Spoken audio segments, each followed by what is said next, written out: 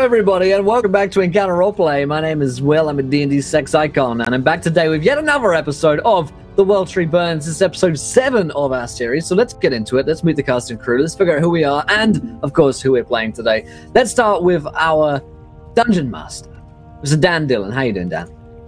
That's me. Hey, you know, I am ready to run and play some D&D today, so this is all working out. Yeah, so I'm going to be the Dungeon Master for this evening. My name is Dan Dillon, and we are picking up in the middle of the Lost Halls of Everforge. Beautiful. Beautiful. Can't wait to get to it. We also have McCloken with us. How's it going, McCloken?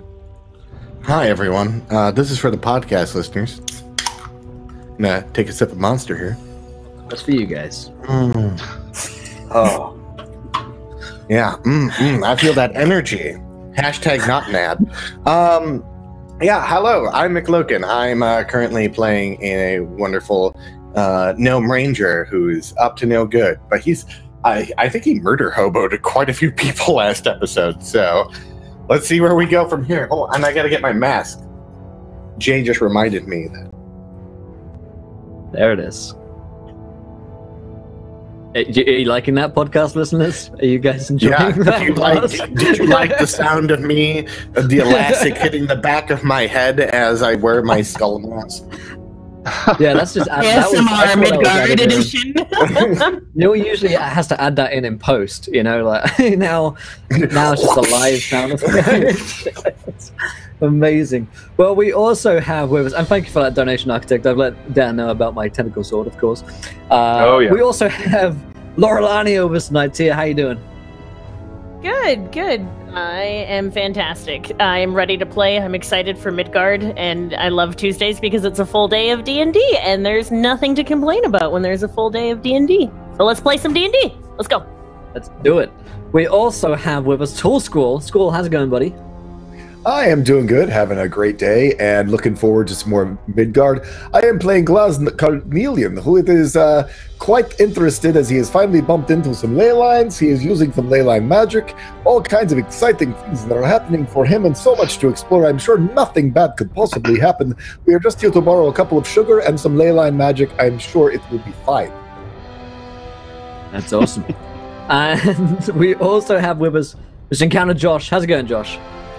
It's going good. It's going good. I'm looking forward to solemnly standing and observing this travesty of a party. Just perform activities that should be simple and make them more complicated. Buy shit they can't afford. Befriend things that don't actually like them. Try to borrow stuff off of totally not sketchy people. And continuously learn languages that I don't know how I know, but I know them. Yeah. I am playing Kane. He's a Dampier Ranger, and that I know that one. That I've always known that I'm Kane and a Dampier Ranger. Everything else is up for grabs at this moment. Could be touch and go. Trust no one, but I am Kane, Dampier Ranger. Great stuff. As myself, I'll be playing Riodan, the Dampier cleric, who's when he went to get a set of plate armor with 15 gold in his pocket, and it cost him 3,000 gold. It turns out that a lucky twist of events that his armor had gone missing, so he took the armor, though it's not finished yet, and he wore it for a while, but now he's taken it off again. So really, as far as I'm concerned, this is what will Riodan wear next adventure, and who wore it best. So, clearly Riodan so far. So I'm pretty excited to see what new outfit or item I pick up today, and see how it goes with the rest of my outfit, because that's why I'm here. But before, of course, the reason why we're all here is because of Kobold Press. So go ahead and check out Kobold Press. We're sponsored by them there today. If not, I would ever get off this lazy button, send you guys a link. But koboldpress.com, as I get all these crazy cheers and donations in, is where you can find your own Midgard campaign materials, the Midgard World Book, the Midgard Player's Guide?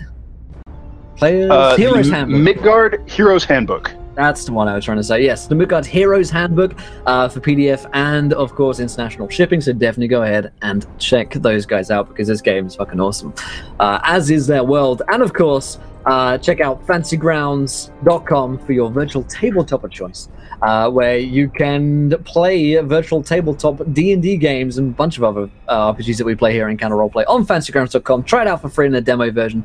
And of course, last but not least, check out waylandgames.com for all of your miniature needs and all of your D&D books as well, your standard D&D books, not your Midgard stuff. Actually, I have to check if they sell Midgard stuff. I don't think they do, but nonetheless, check out Wayland Games at 20% off the retail value of their products over there. Also, before I forget, you guys can follow, retweet, and of course, donate to affect the game. And of course, with that huge cheer from Andrew, we all know how much Josh loves his Wild Magic Surge, so instead of like Kane can't talk at all, he must now talk through his bird until it dies. Have fun with your bird voice, Josh. My favorite thing about this game is the amount of voice modulation changes that Kane goes through, and indeed all of us. So thank you for that, Andrew. We will have fun. I'm going to jump in momentarily on that one. Josh, when you talk through the bird, I want you to use sort of a hollow kind of breathy voice, and you can be just kind of dignified sounding. Okay, so the kind of sound that I might whisper in your ear in the night in bed, Dan. Exactly. That is exactly the voice I was talking about. Exact. I know. That's, the voice. The voice. Oh. Equally as charged, equal tenor. Yeah. Never charged, Will. Never charged. Amazing. But yes, retweet that tweet, donate to the game, and check out the donation stuff down below, but have fun with it. And of course, let's hand over to our Dungeon Master, Mr. Dan Dillon, to remind us what happened last week on the show. Indeed. So when last we left, our heroes had dispatched some kobold and winged kobold sentries who were watching the entrance to this ancient dwarven hold. They investigated the inside where there were many lit torches. They found ancient chambers long abandoned by apparently the Everforge clan of dwarves who once lived and worked out here sort of in the middle of nowhere, just on the sort of western edge of the Margrave Forest. And this is a little bit of a strange thing to encounter out here for anyone who's spent significant time around Zobek, and I think among this crew that would pretty much just be Kane. When you think of dwarves in this region, you think of the Ironcrag cantons. You don't think of just this little thing just out here in the hills in the middle of the woods.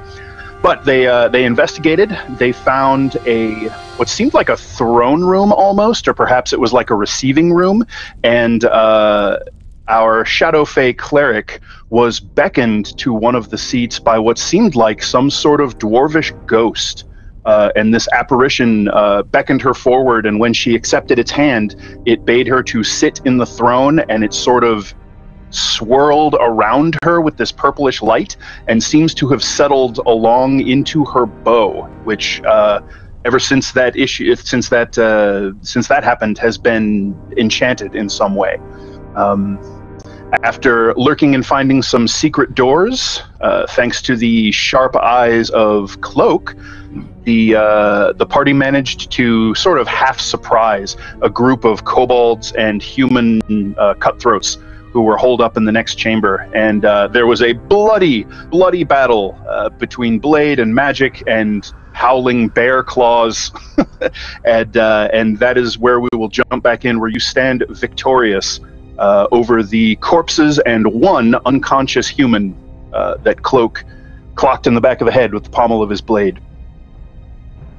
And so there you are. You find yourselves in these sort of cramped chambers. They almost look like, they give you the feeling almost more like large hallways rather than chambers, but they are shorter segments, only about 15 or 20 feet to either side of this central corridor that runs to the door that the bear and Kane came in from the main large entrance hallway, if you recall, where those stone carvings of armor and weapons are standing out next to the torches. And you guys came in through the back hall through a secret door from the south. Well, that went quite well, did it not? I mean, for the most part, we have someone to interrogate. I have seen you interrogate people. It is quite terrifying. You're very persuasive, but in a very creepy way. Yeah, I might wait over here. Okay. I I mean, you love can play with interrogations. handcuffs. I've got the handcuffs ready.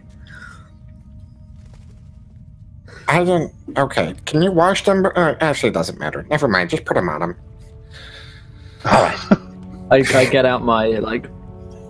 They're like a deep purple, fluffy Of course, they manacles.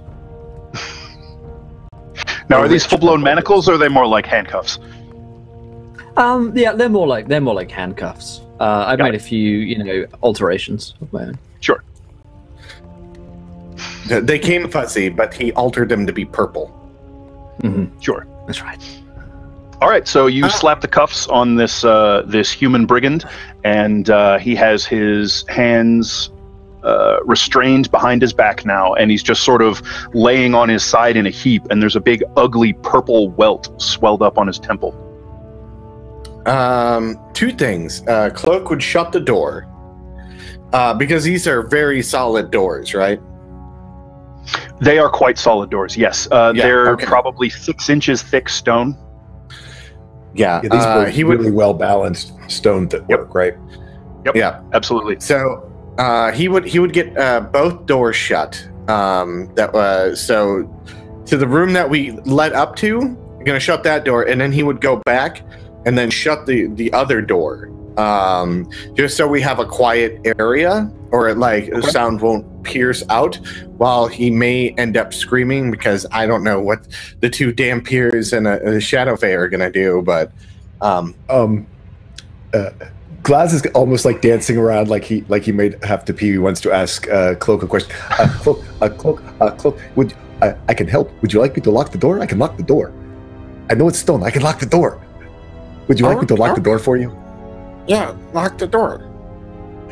I go over and I never get to use this. I go and I put. Can I mold earth to just make it so that the door doesn't swing so it's like it's locked? That is possible. Let me double check what Mold Earth says. That's from Xanathar's or Elemental Evil, right? If you if the dirt or stone you target is on the okay, sorry. It might be this. It's just no. It says you choose a portion of dirt or stone that you can see within range that fits within a 5-foot cube. You can manipulate in one of the following ways. You can excavate it. You can cause shapes, colors, appear the dirt, creating images, shapes, patterns. Stone target on the ground. You can make it become difficult terrain. So can I make it so that's harder for it to swing, maybe? I think what you're looking for really is stone shape, but yes, shape. I'll allow you to basically make it so that it will take effort and make quite a bit of noise if someone wants to open this door. Okay, so it's not perfectly locked, but it will be harder to push open and it'll make lots of noise. And which door did you do this to? The big stone door out of the main hallway. Got it. As we've heard voices in the hallway from other places, so in case. And just so I'm clear, you guys are staying in the kind of makeshift bed chambers where the kobolds and the bandits were hanging out. Yeah. Okay. So one thing I want to do is I'm going to make this guy look like he's on the keel of a ship. So you said there's bunk beds, so I imagine there's some sort of post. I want to post him up on one of the posts, like his cuffs are like behind his back, and putting them around the cuff, around the post. But I'm also tying his feet, so he's like leaning forward, and so then he's always looking down at me. So right. So is his weight on the handcuffs? So his weight is basically on his shoulders. Yeah. Right? Because he's sort of leaning forward, and then his arms are stretched out behind him with the handcuffs locked around the post. Yeah. Okay. And got it. then it would just be Cloak down below him, throwing water at his face, and he's like, "Wake up! Come on!" All right. So generally, it'll take a number of hours for someone who's been beaten unconscious like that to wake on their own. However, I'll let you go ahead and make a wisdom medicine check, trying to wake him up. Woo! If I crit fail, he dies.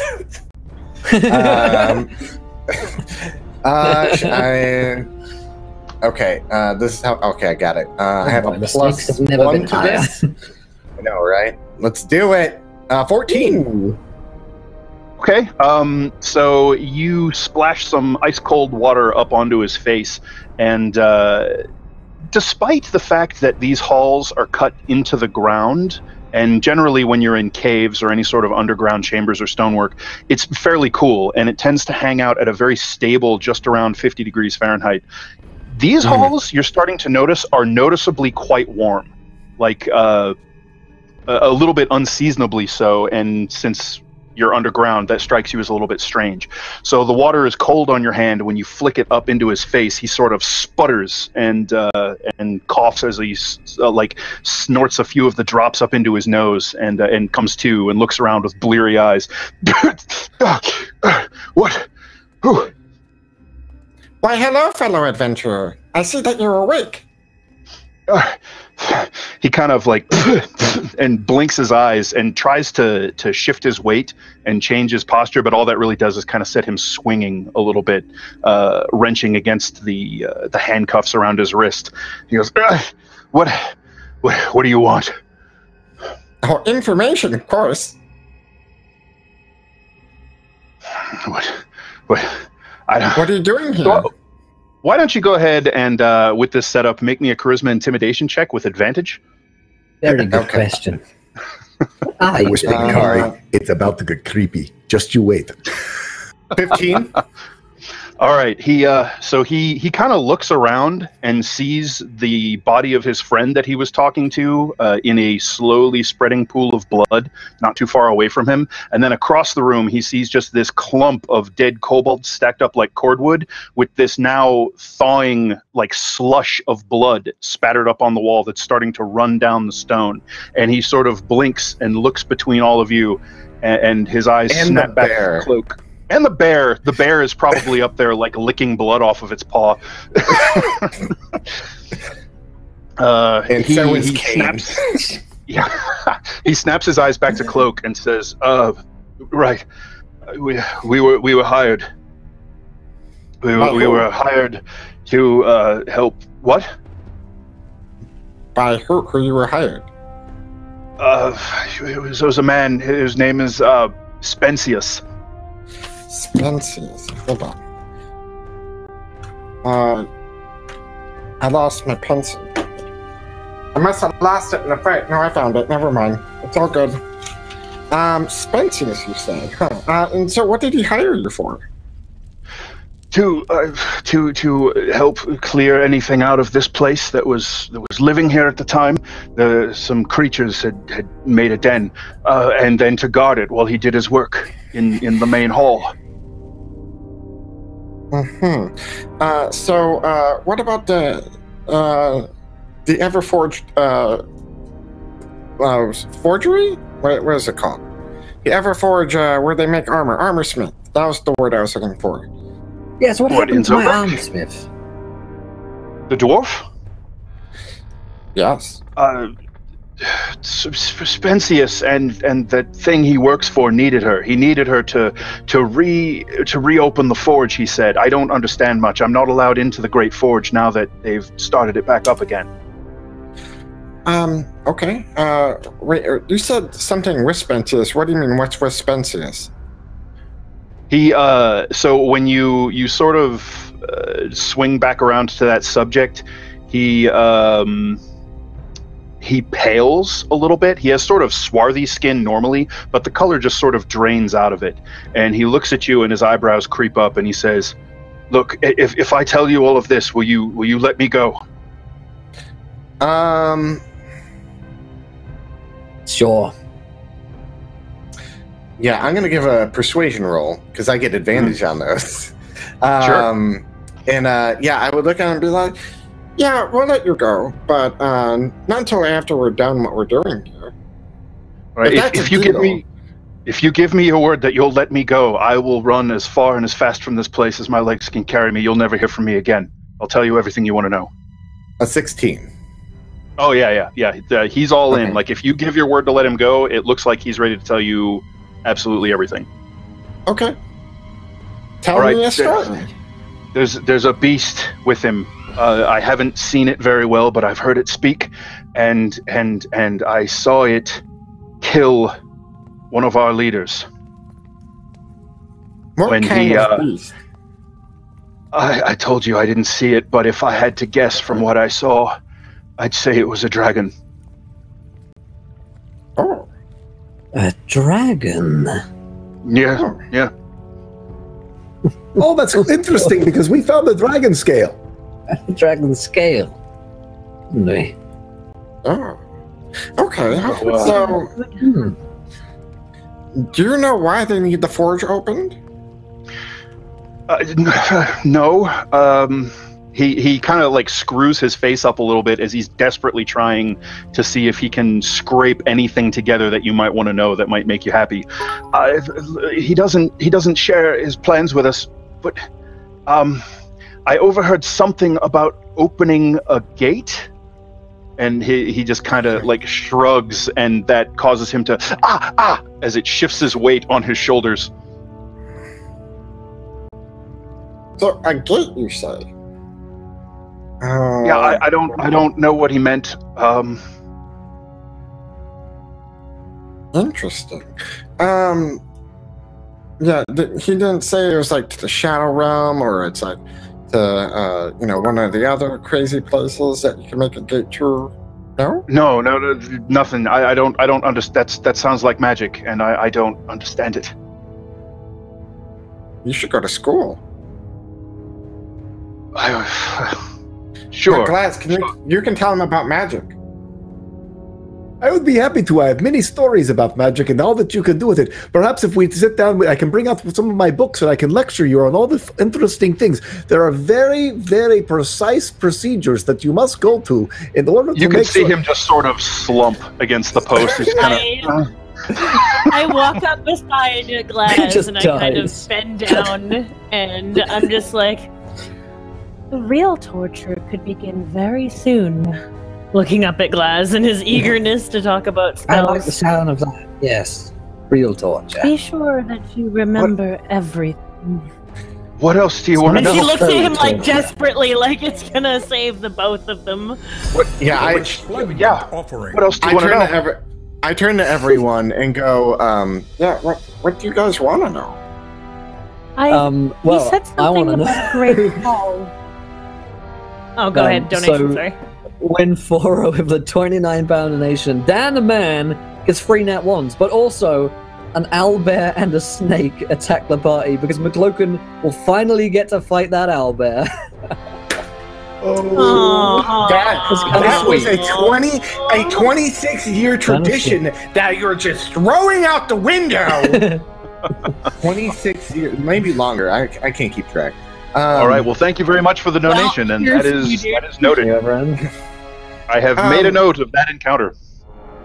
So possible dragon. So who's in the forge right now? Where is the Great Hall that he spoke of at the beginning of his story? The Great Forge. The Great Forge. It's at the end of the main hallway. There's double doors with anvils on them. You can't miss it. It'll get hotter and hotter as you go up the hallway. He's telling the truth, right? Just scared. I can roll insight. Sense. Yeah, I mean, you get the sense that he is being completely truthful with you at this point. He is desperate to tell you anything that you want to know that might sweeten his chance of getting out of this alive. So is there more kobolds in there, or is it just yes.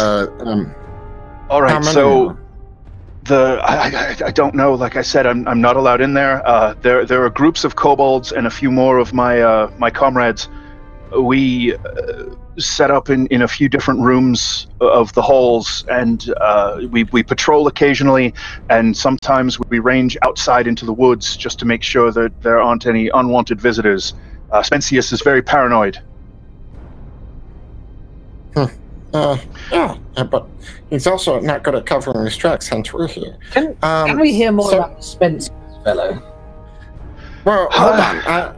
I'd love to hear about Spensius, but before that, are you saying there's roaming patrols outside? Yes.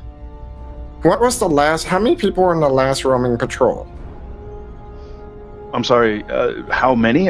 There are groups of us. I mean, there were There were half a dozen kobolds, along with some of them that had wings. They were watching the entrance last I saw. I assume that you killed them by now. Any non-kobolds a part of that group?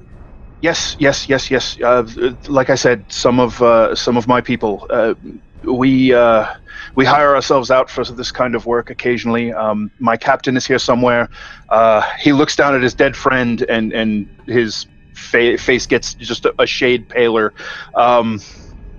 There are a few others of us, maybe a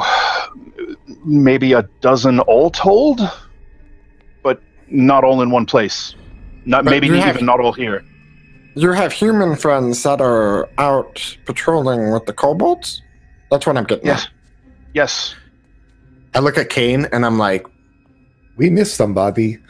Yep. That's why they kept looking at that hill. All right. Well, keep an eye. Is there, how many different ways is there to the forge? Is it just the one way that you know of? A nice big hallway that leads right to the ley line. Is that the way to go? That is one way to go. Yes.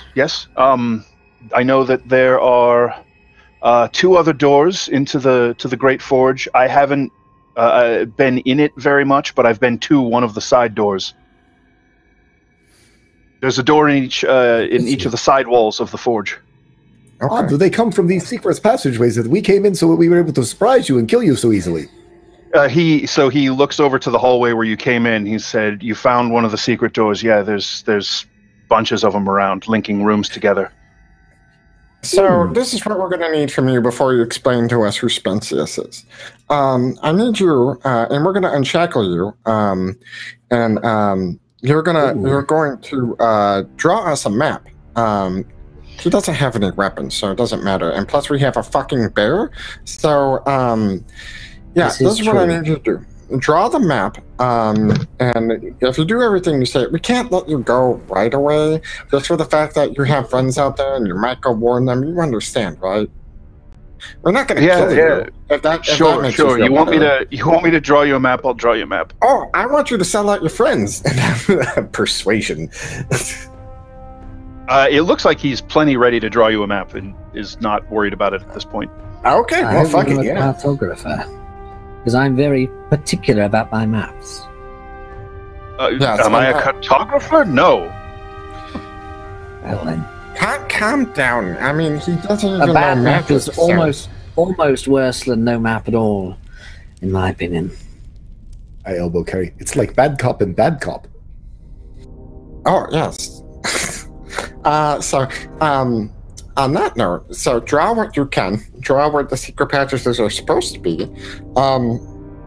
Maybe just this area, and what you know of the big forge, and possible, people that you actually don't know. But and then while you do that, tell Riordan here who Spensius is. All right. Let's see how well this guy does at roughing you out a map.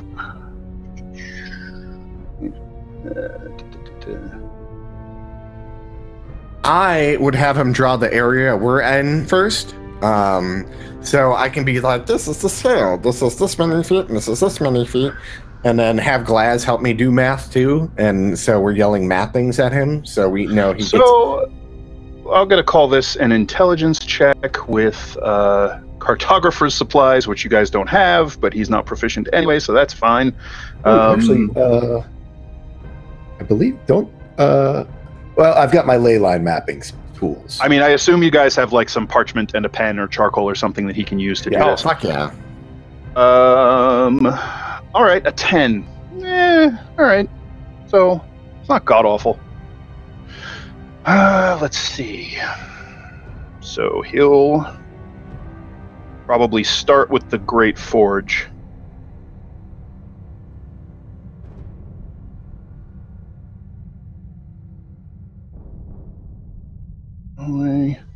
And then he'll... So you wanted him to draw out basically everything that he knows of? Yes. See, look, you're being very helpful. It is very nice that you're drawing such a nice map. That is probably a little longer there, maybe a little short. Well, if that is supposed to link together, then see, that does not... That Glaz's hallway's at backstreet least 15 cartography. feet tall.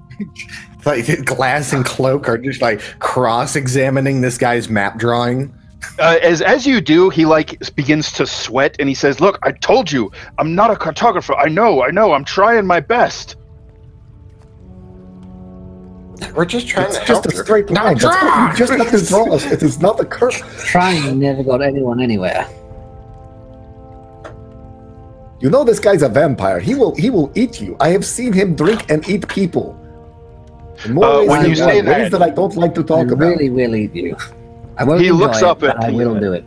He looks up at Ryodan, and you can see tears beginning to well up in his eyes, and he just starts to like. You don't I know, have to- it is- He, like, goes back to the What you map. do when it's all done? It's beautiful Yeah, in you're- its own way. Many mortals do get teary-eyed. I mean, that's why your friend is dead. He'll just eat him. Don't worry about it. It's okay. I will eat your friend as well. Maybe. If he's tasty.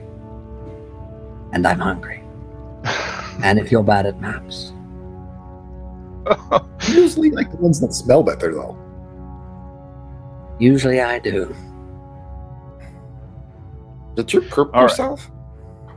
So he's going to show you his super awesome map drawing skills, which I don't know if you guys are even going to be able to see this. Wow. Yeah. Actually, it's not That's far a off great mine. map. It's a map. On my screen, that looks pretty blurry. So if you guys can make that out, that's awesome. But Yeah, a little no. bit. Hold on, Closer let me you look can. at the stream. The stream's Yeah. a little bit better, I can pump The our forge. return. and Oh yeah, And if we you are- actually look at the stream, it's way clearer. I'll yeah, update where the are we return located sometime. currently? so you guys are in this chamber here. Yep.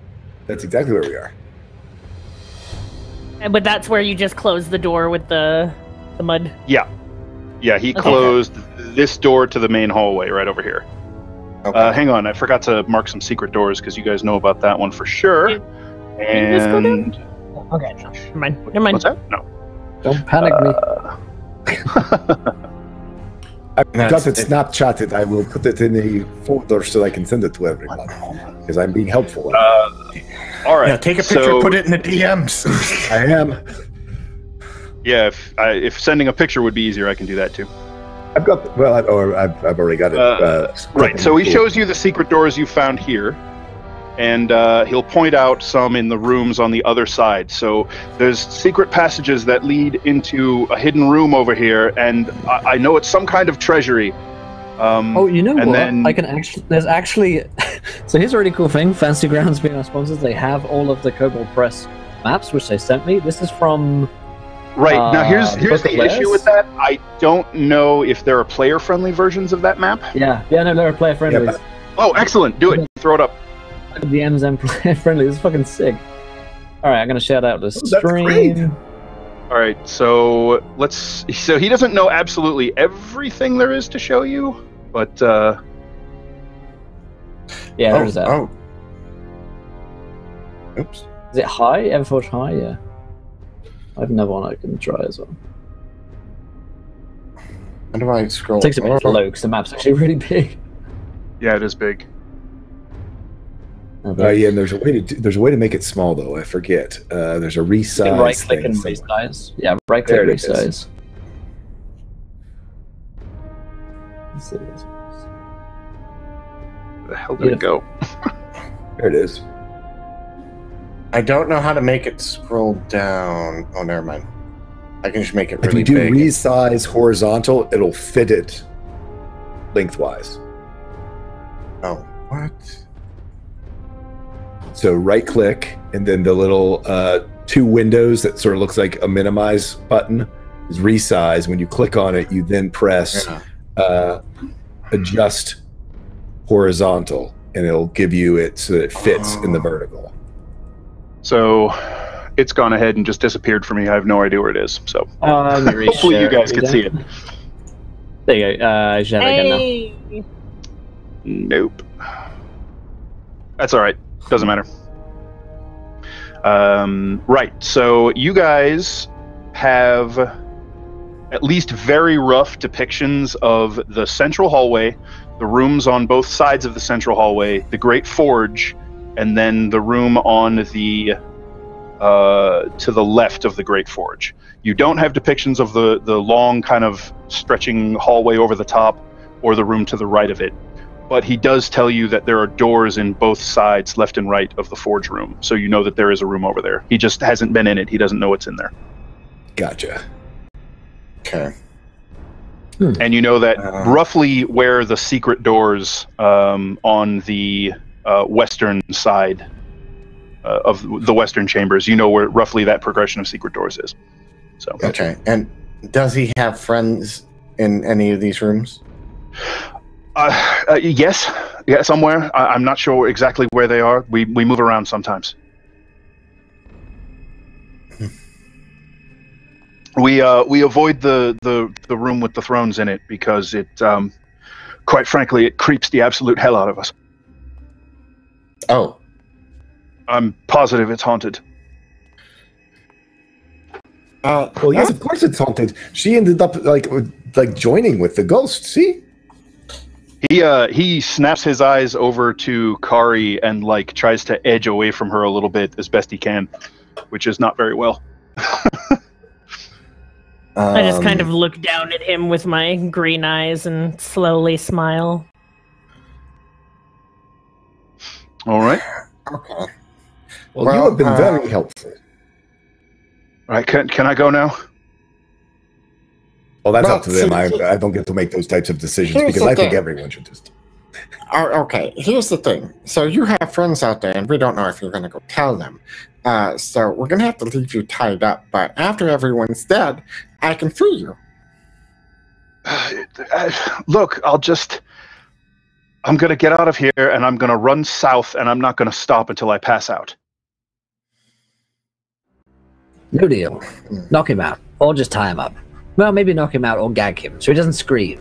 Because there are others around here. And there's others back up there as well. What if he goes and runs and gets his friends and they come and kill us and then we'll think, oh, wouldn't it have been nice if we just hadn't been quite so nice and just left him here for a little while? We owe this man nothing. We killed all of his friends and he would have killed us if given half the chance. We had a deal. I told you everything you wanted to know. There was okay, hold on. deal. I just say things. He says this too close. Yeah, as Reardon, come on. Okay, so, I look at Glaz and I'm like, Lars, what do you think? Oh, I think we should let him go. He's just going to run away. He's scared. See, he peed himself. I also believe that we should let him go. If he does decide to turn his back on us, we can just hunt him down later. This is what I'm going to do. Something I fundamentally don't believe in, but in this case, fine. Well, you're gonna let you go. Yeah, I'm gonna let you go, but strip. I'm sorry, what? Strip. Me? I didn't say you're leaving with your clothes. No, Reardon, goddammit. Sorry. Are you serious? I'm like taking my boot off. All right, so he grumbling starts to unbuckle his leather armor. Okay. And so he takes it off and he pulls off his shirt, shucks his boots, and takes off his breeches, and sort of. I just leave him with his breeches. Under things. He's wearing his. Oh, you leave him his pants. Oh, that's nice. So he starts to unlace them, like cursing under his breath, and then, Okay, and then I take him and to the entrance through the secret back at the throne room. Okay. Oh, wait, are you gonna? Well, I'd say too loudly to Reardon. What you should do, go prick and get the blood and say that you can smell him and track him by your blood. You're good at lying to people about what you can really do. But he'll think that if you take some of his blood, and he's probably saying it too loud. Okay, now anyways, Kane at this point steps forward, looks at the guy, and just places a heavy hand on both of his shoulders, staring at him. And his bird comes and rests on his shoulders. And this is the bird, not me. I don't even know if Kane will realize immediately. A lot of stuff. I love how you gave me so many languages and then all of them have been taken from me. That's what I love most about it. The bird says, "Are there archers in the forge?" He like shrinks back as the bird whispers to him, and yeah, you all see this. Like Kane is staring him dead in the eye, and then Whisper like clacks his beak, and this breathy voice issues out of it. Yeah. It has Kane's normal like cadence of speech, so it reminds you of him, but the owl is talking. And yeah, I will say, Kane, as this happens, you aren't aware of it at first, but you sort of pick up on it as the sentence concludes. You realize that you thought this question, and you sort of went through, just, you know, without even thinking about it, you went through the exercise of will to voice it, and it came out over here instead of your own voice. And so he shrinks back, and he says that in the Great Forge, there's the dragon, I guess, that Spensius works for. Spensius has got to be in there himself, probably the dwarf woman, and at least some number of those kobolds. I don't know how many, and I don't know what they're using. Some of them carry bows, some of them carry slings. I grab him like by the throat, and I turn. And like, I'm just gonna hold him there. I'm not choking him. I'm just if he runs, I'm gonna rip his throat out. And he still makes kind of a little pathetic noise, even when you just put your hand on him. Yeah. And I turn and like wave away all questions from Glaz. In fact, from everyone. I don't have time to explain this. And he looks at everyone, and he doesn't even open his mouth to speak. But the bird twists its head round 180 from staring at the guy to looking at the gathered party, and the bird says, "When you hunt a beast, you bring bait." The dude's eyes go right creepy. The dude's eyes go just super wide, but he doesn't say anything. I think he'd be useless bait. Like, I don't think they're gonna go for it, because he seems to be a dumb peon. They hired him. Bird. Is he is that a puppet? That is new. Kane and the bird. How much did they pay to work for them? They worked that out with my captain. We haven't been paid yet. Okay. I reach into my gold pouch and give him 10 gold. You work for me now. His eyes like try to go wider, but at this point really can't, and the pouch drops into his palm, and he sort of hefts it, and you hear the jingle of coins. Oh, I drop like one at a time phonetically. You just yeah, got I'm it. just like. Right. So he holds his hands out, and yeah, you just, one by one trickle coins into his hands, and he says, "What is it you'd have me do?" Fight.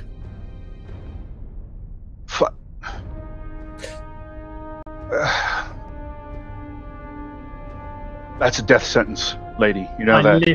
I lift him so he's on his tiptoes. What's the difference if you kill me now or if they kill me in 5 minutes? I just say let him go and then pay him cash money. He kind of throws. He drops the coins. You can keep your gold. I'm turning traitor just by telling you this and then running. At least that way I might live. What's my alignment? You guys are getting very creepy here. I looked at Glass. Whoa. You called it. What's my dog doing, by the way? Puff Puff is sort of like staring at Kari right now, and her ears are sort of laid back. Like scared? Like, Why don't you make a pleased wisdom? with the idea that I've proposed? Why don't you make a wisdom insight check? Okay.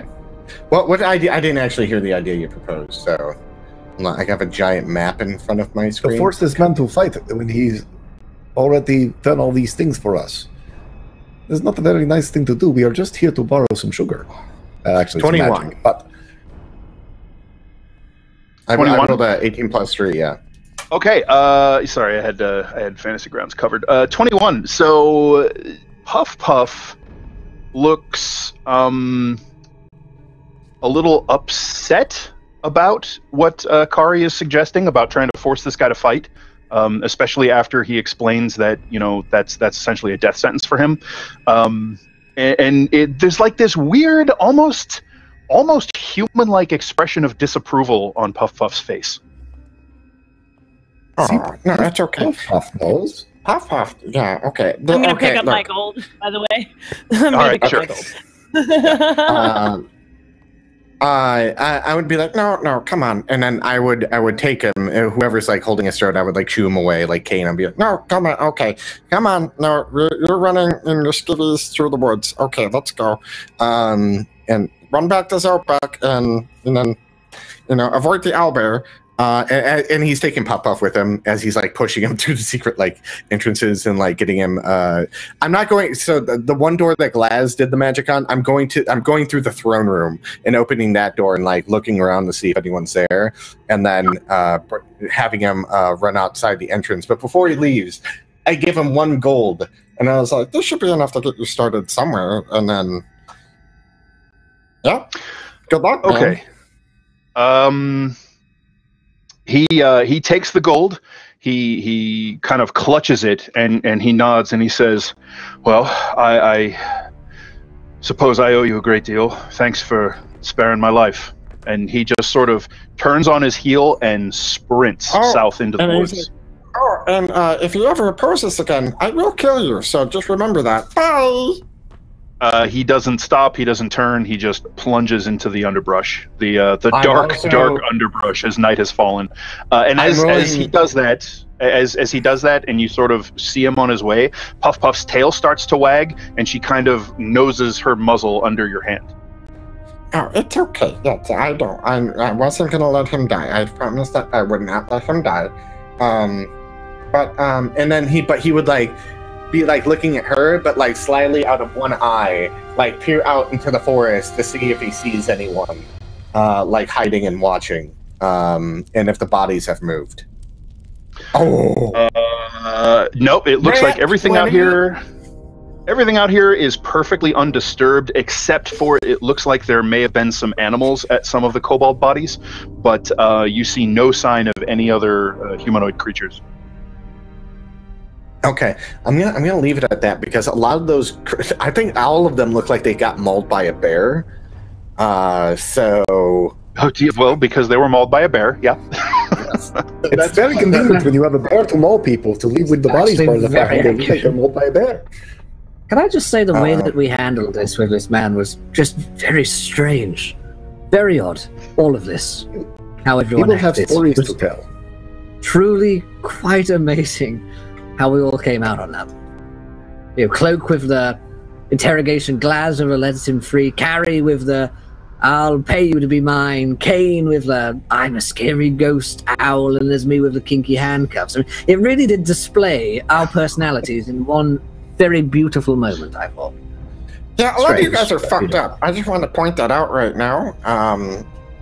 Especially Kane, when did my friend? Like, just we're the ones that are fucked up.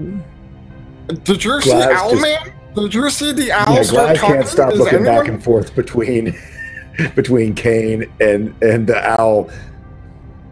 Fuzzy Cuffs wasn't surprised. Kari suggesting that, make him fight, still not surprised. Talking owl, it's not a Strix either. That was just really fucking weird. Kane is in the process. Kane is in the process of like checking his arrows. He's got his back to you, but suddenly the owl's head snaps round to look at you, and it looks straight at Cloak and says, "No one will ever believe you," and then just turns around.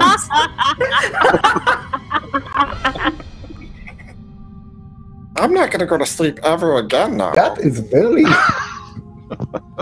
So that's why. I see some fucked up shit. So It is possible that the magic lingering here is having some adverse effects. And she kind of looks to her bow and kind of gestures to where the dwarven king was not that long ago. I have heard of wild magic in these times. Dan? Okay. Since I left that room and since everything's changed, do I still feel like if I were to, for example, try and speak in Dwarvish, could I speak in Dwarvish? Do I get that sense that I could? So you try, and you maybe think back to basically you try to. Yeah. You try to speak in another language, and basically anything you try to say comes out in probably common would be your native tongue. Are there any runes in here though in Dwarvish? Let's see. You are in where now? We're in the barracks. Well, the where they had made the makeshift. You're in the makeshift. Barracks. You're in the makeshift barracks. No, really, there isn't. It looks like most of the dwarvish stuff, like there was plaster on some of the walls that had frescoes and things painted on it. This looks devoid of those. Okay. Wild magic for Tyr as well from Windflora, I think, my friend. I lean over to Cloak. You know what I think? I think Kane always was the owl. I tell you, I think that's what it is. Kane turns his head 180 degrees. I mean, it all makes sense. This wild magic surge is so good. Oh, what is it? Do you start Caster talking to your suffers cat? delusions about the efficacy of the free market. Wait, say it again. I posted it in Twitch chat. Oh, amazing. Suffer delusions about the efficacy of the free market. So you're suddenly overcome with a little bit of bitterness in the wake of him not accepting your good gold to provide a service, which really should have just worked out, and maybe your expectations of anything to work out to have a transaction relationship. Gold, that's just flawed. Transaction-based relationship. It's amazing. What about the horse? What about the fuck house? No. Are you paying them? No. I guess the fuck house gets paid. Oh, they do. All right. So you have set your captive free. You have the corpse of his dead friend and 6 kobolds in the room. You have his clothes. Ooh, have we searched it yet? I don't think we have. Have we searched the kobolds and the dead bandit? No. Oh, let's take a look. Okay. I think we searched the kobolds back upstairs, but I don't think we've done these ones. You searched the sentries. You haven't done anything with these guys since we basically just finished the fight, and then that's where we left off last week. So yeah, you can pat down the remaining human and the kobold bodies. In addition to another suit of leather armor for a total of 2, there are a couple of longbows, and having a window malfunction. 1 second. Are there any? So there are 2 longbows, 2 shortbows, 2 suits of leather armor, the daggers and slings that the kobolds had, and then the 2 humans. Or sorry, the one human, actually the dead one, has a pouch that has 15 silver and 20 gold pieces. Ooh, I'll split that. I would also take a couple daggers for throwing, and then well as so that'll be 2 additional daggers I have, and then a sling, just in case, because that's infinite ammunition. And between the 2 scouts, they had a total of 40 arrows that you guys can claim. So that's what, 5 gold apiece? That's a few silver. There's 5 of us, and that's 20 gold. That's. I'm not doing math. 20 divided by 4. Oh, the 20 divided by 5 is 4 gold each, yes. Yes, so we all get 4 gold, and then the silver... and 3 silver. 3 silver, so out of 5 of us would be 15, and then there's additional silver, and he's like, Oh, I thought there was 15 silver. Was there more? Yeah, there's 15 silver. It splits evenly between you 3 each. Oh, yeah, duh.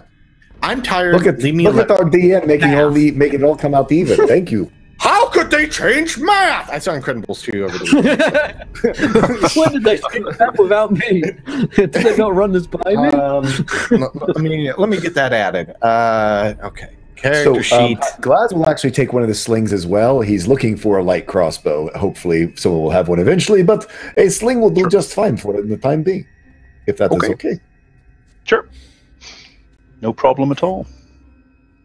No problem at all. All right. So now I have some change, which is nice. So on that note, am I able to? I look at everyone and go like, "Well, what do you guys want? Do you guys want to like rest here or something, or?" Maybe we go take a look at the next room and. That we know that is with these we do not know, but this next room up, and then maybe clear it out and then rest before going to Big Forge. I only have 1 spell remaining. Well, we can rest now. We had talked about once we got inside that we would take a rest. I will say that all of you are getting quite tired as you traveled for a good 6.5 hours and then have been now fighting for a bit and exploring these things. So you are coming up on the time when you need to start thinking about taking a long rest, or you can just push through. It's up to you. Well, let's take a rest. There's lots of them out here from and this our is friends. A nice barricaded. Okay. Yes. Well, okay. This is my plan. All right. Spellcasters, you guys take the first 2 breaks, right? So if we split it up, you know, like I'll take first watch, and then if Kane in his weird owl ventriloquist dummy wants to take the next part, and then that way you guys can get rested up just in case anyone shows up in that a matter of that time, because it's possible someone might show up and he might just like hide here and like hang out, you know. Kari goes into reverie while he's talking. And then and then everyone's like asleep, and he's like, "Well, okay, my paranoia will be on someone." So, can I do a thing? What thing? What would you like to do? It might not do anything. But Kari goes into reverie, and Glaz sort of gets down like he's going to go to sleep, and he's sort of sitting. And then he scooches a little closer, and a little closer, a little closer, until he's just close enough so he's next to Kari's bow, and cast Identify on it to see if he can see exactly what happened with that is such a Glaz thing to do. Okay.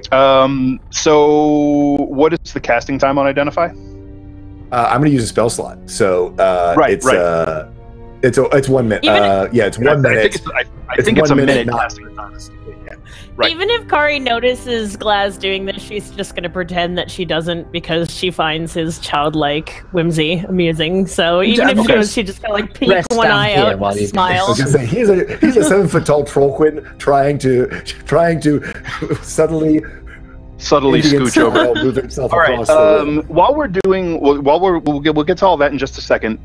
Cloak, I would like you to roll me an intelligence check, please. All right. I'll be right back, by the way. Yep. My super best in skill, no. 5. Okay. Yeah, straight up. All right, so you guys are in the makeshift barracks room, right? Correct. With the door that I've made loud and hard to open. Right. I guess there's still there are essentially 3 sort of narrow but tall chambers connected by short hallways that make up this room. And the middle chamber, which is where you guys are and where the beds are, is just piled with blood and corpses. So where are you guys actually going to hole up for, essentially where are you going to make your camp? So we've got I would think certainly not with the corpses unless we throw them all over the barricade into the front room. You can do that. Or we could go to the front room because we've sort of barricaded this door a little. I've made the door hard to open and easy to spot. So maybe in the front room, because I think everyone died in the middle room.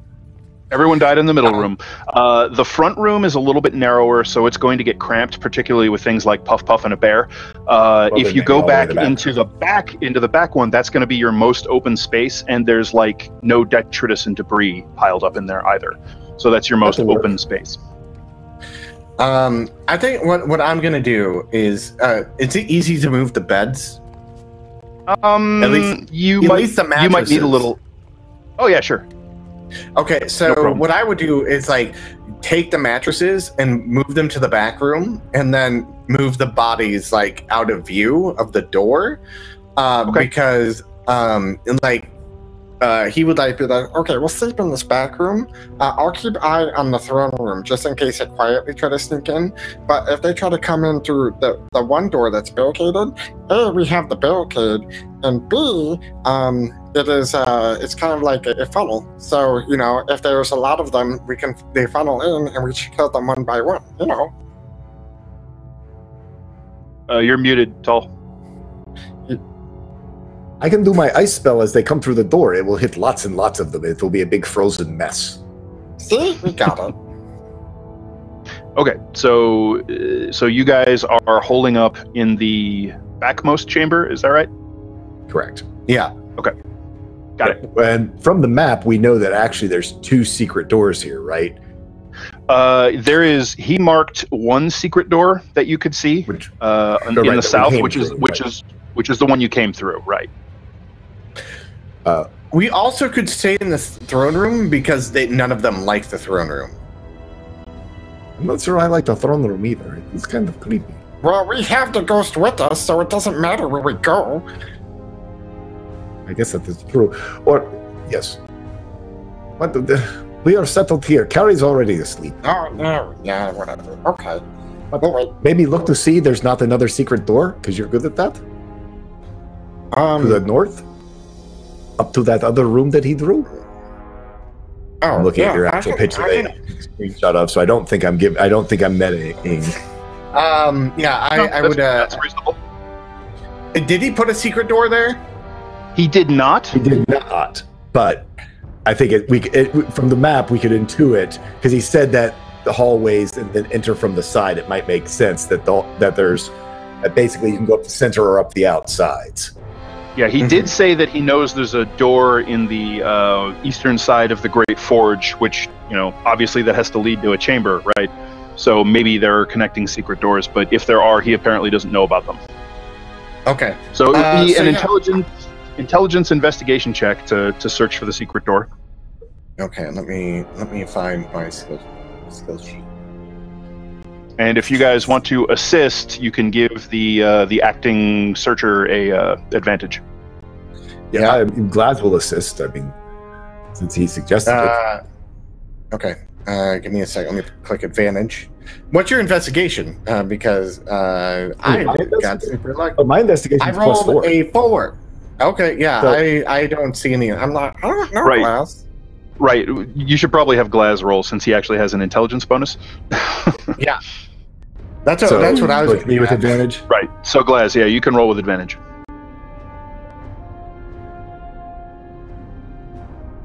That is a 12. A 12. So you poke around for a bit and you don't find anything interesting. Well, it was worth a try. I'm going to. Then he goes, I'm going to just sit here and not work my way over towards Takari's bow at all. I thought you did that already. Oh no, I have not done that yet. That is yet to happen, I think. All right, so Kari, while you're trancing in your reverie, sort of reliving your memories and searching through them, recall that you remain aware of your surroundings, so you can hear everything these idiots are saying. All right, so you all settle in for the night, and Glaz, you make your way over to the bow, and you can begin your chanting and tracing of your inscribed ley lines on your skin. And chanting very quietly. Oh, you're not doing it ritually. You're just casting the spell. So yep, no problem. Okay, so after a minute of casting, your eyes glow with this bluish light, and you can see her bow sort of glows in response. You know that this thing is called the Bow of Vengeance. Ooh. It is a +1 magic weapon, and if the wielder is attuned to it, it will deal additional damage against a foe that is designated as the target of a grudge.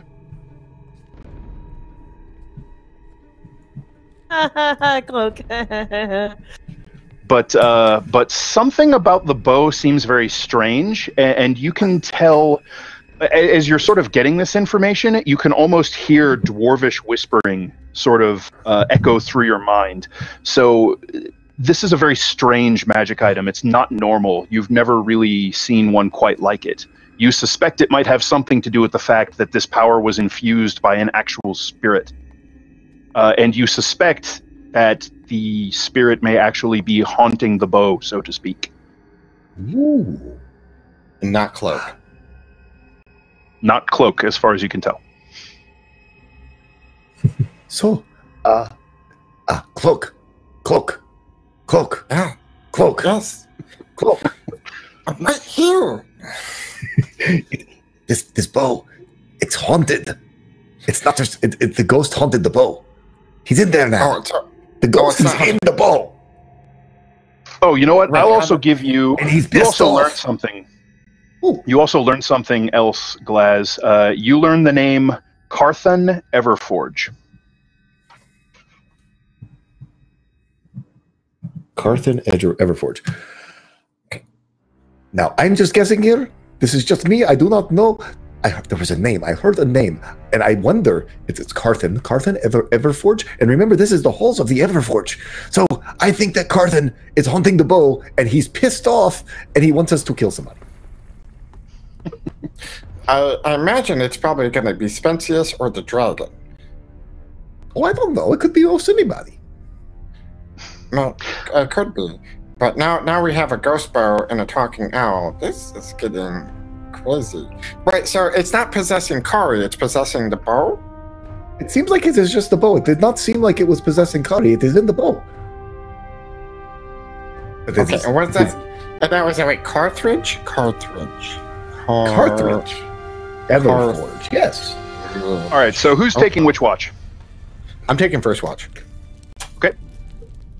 Who's on second? I'll join second since I only need 4 hours.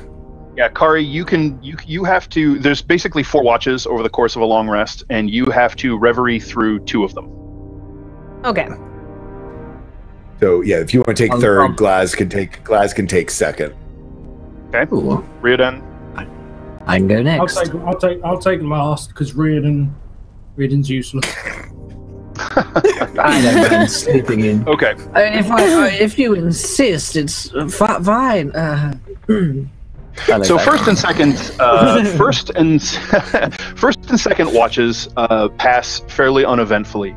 At about that time, when I think Glaz, you're on second watch, is that right?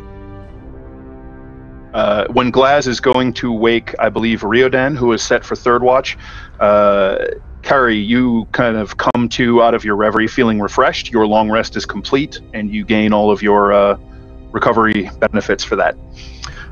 So you're awake as Glaz wakes Riodan to relieve him. He settles off to sleep. What are you guys doing while you're on watch? Where are you? Are you chatting? Are you puttering around with weapons? What's your kind of routine? I'm attuning to my bow now that I know that that's a thing that I need to do. If I understand what attunement is. Well, oh yeah, no, you understand the concept of magic item attunement, sure. All right, so you can start doing that. Yeah, I'm going to start attuning. You can attune as part of a rest, so you could have done that even in reverie if you wanted to. Okay, well, if I was able to hear that and then do that, I would have started doing it immediately. Then yes, that would work perfectly. Thank you. Yeah. So basically, Kari spent her rest sitting sort of cross-legged with her bow laying across her lap, and just sort of running one hand along the limbs of it.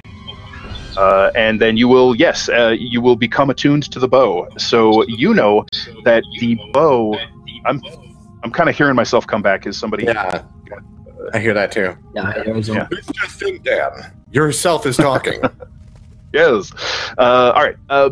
So you know that you can designate a grudge as a bonus action once per day, and the bow will deal an additional 2d6 piercing damage against that foe. God damn it. What? I'm going to smart off to her, and she's going to be like, grudge. Is it an individual, or is it like a race? It is an individual, one creature, one person. You declare a grudge against them, and then the bow wants their blood.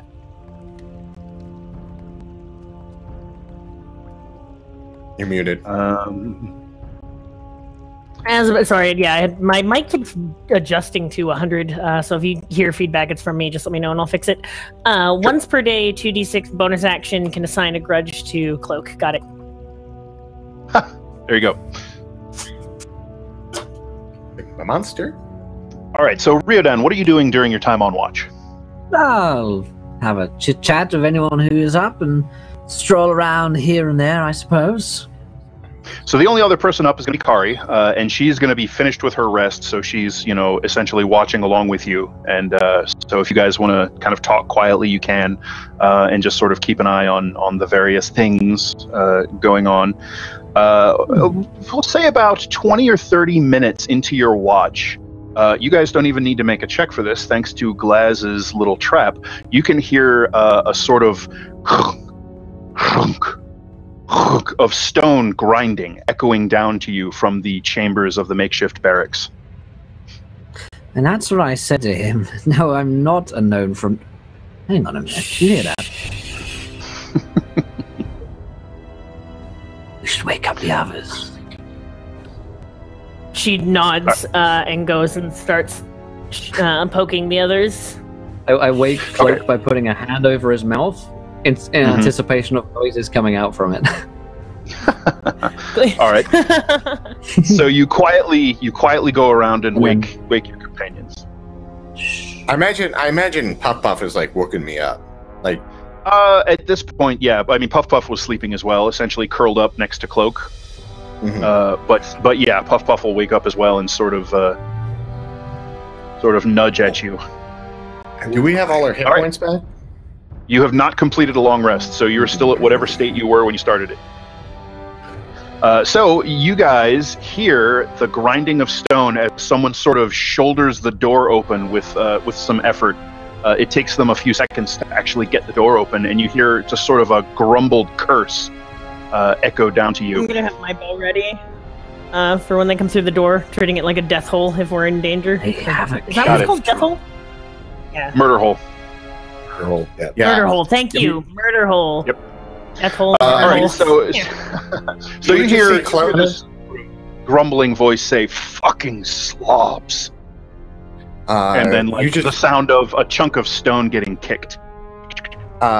You would just see Cloak like rubbing his face like out of the door's view and just being going like, and like kind of just mouthing, just wait for them to come in, and then because it'll take him a second to find the bodies, so he would just be like waiting. So did you guys like hide the bodies at all, or are they just laying where they? Make sure that they were out of view of the door. Right. Yeah, like so they're in the middle chamber, just up against like the walls and stuff, like where they would have to come in and. Right. So stuffed back in the corners, kind of maybe a couple of them are slid under the bunks, that sort of thing. Okay. So after you hear this grumbling fellow come in, it sounds like there's another grating of stone as he pushes the door closed again, and he sort of goes, "What the fuck is wrong with this door? Hey, where are you?" And he comes forward, and you can hear him start to climb over the barricade.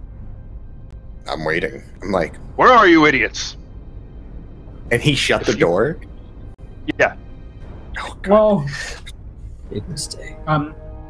Yeah, Kane's gonna draw his blade and get ready to basically knock this guy out. Yeah, if you worthless asses want to get paid, you'll wait. Now, I attack him. Yeah, I throw a dagger. All right, so I would like you guys to make Fire my bow. I would like you guys to make a group stealth check, please. Ooh, group stealth. Yeah, let's do it. Group stealth. Because we're so good at that. I rolled a 15. Oh, Sorry, I wrote in the nat wrong one. 17. Natural one. Ooh, that's got Glass 19. is more stealthy I than got Cloak. I actually got a 15, but Okay. I did the wrong thing. All right, is everybody rolled? Mhm. Yeah. All right, so what are our top 3 results? 17, 18? Glass with an 18. Yeah, I got a 15. All right, so we throw out Kari and Kane's, and I believe your guys' stealth check is a 15 for this purpose. Okay. Oh, come on, where is he? The law of averages. Yeah. Strikes again. All right, so he, unfortunately, is going to be surprised. So let's roll some initiative, shall we? Woohoo! All right. Oh boy. Nat 1 for Glass. I am very quiet because I am not at all ready. All right, so And he's not surprised, or he is surprised? he is surprised. Okay. Okay, so 25 to 20, anybody? 20 to 15? 17. Riodan, is that an 8? 18. Yeah, sorry. I was... Riodan. Kari's a 15.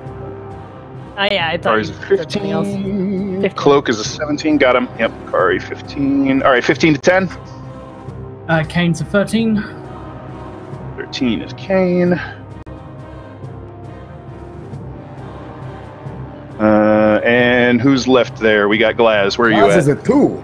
Glaz is a 2. Nice. Ooh, 2. All right. 2 on the initiative. 7, 12.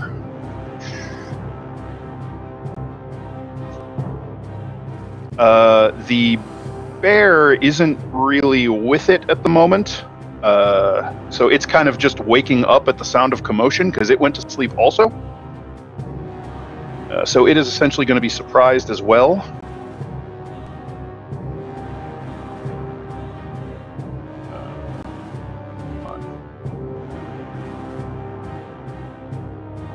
And then...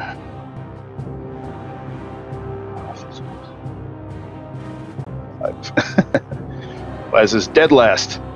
All right, Riodan, you're first. Oh goodness, I'm. Did you How get far that, away Glass? is he? You die last. He is like, at this point, because he came over the barricade, he's like 15 feet away from you, thereabouts.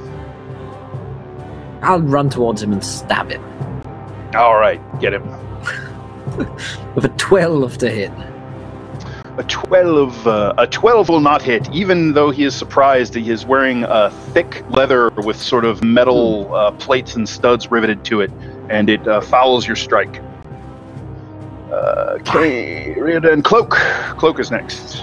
I'm going to throw my dagger at him. Okay. Let me go to my remembering actions. Let's go actions. So this will be thrown. 21 to hit. Oh, that'll get him. Okay. So question: if I'm throwing my dagger, does dueling add to that, or is that just my shorthanded weapon?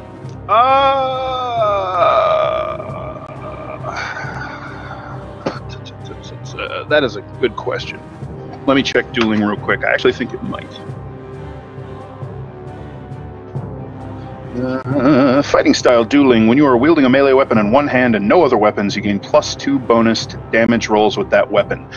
Since you are not wielding it when it is dealing damage, I'm going to say no. Okay, I'm fair with that. I was kind of iffy on that, but all right. Let me roll this damage. Give me some 3 damage. damage, but I'm getting I have the Nihheim saber out and pulling that out and getting up in his grill. And I'm like, hi. Okay, he is sort of reeling back from the dagger blade that sliced across his cheek. Kari, your turn. I am going to fire my short bow at him. I haven't figured out how to put the +1 in here yet, so whatever this is will have a... So 10. +1. 10, unfortunately, is no good. Your shot goes wide and clatters against the wall with another burst of that strange purple ghostly light. Kane. Have I seen any magic like that before? I mean, hard to say. I mean, not this particular sort of thing. Do we have advantage? I should have asked at the beginning, but as we're surprising and ambushing him? Oh, I'm sorry. Absolutely, yes. Like, so, Kari, you actually could roll again because you have advantage. What about me? You actually have to break hiding to get up to him, so no, unfortunately. An 18 will actually hit Kari. This time. Yes, a 19 will hit. Awesome. 1d6 plus 2 damage because it's a +1 bow, so 3 damage in total. All right. Okay. I have marked an arrow off my character sheet. Nice. Got him. Does a 25 hit? If you're attacking with a rapier, you're not going to get damage, but since you both rolled 2 19s, we'll just take it as is. So go ahead and roll your damage. So there are 3 people up on him now. This is about the maximum of people in where he is with his back to the barricade. Oof. His damage rolls, though. All right, so a flurry of cuts and scrapes and light glancing blows slash across this poor bastard. Has he got his weapon out yet?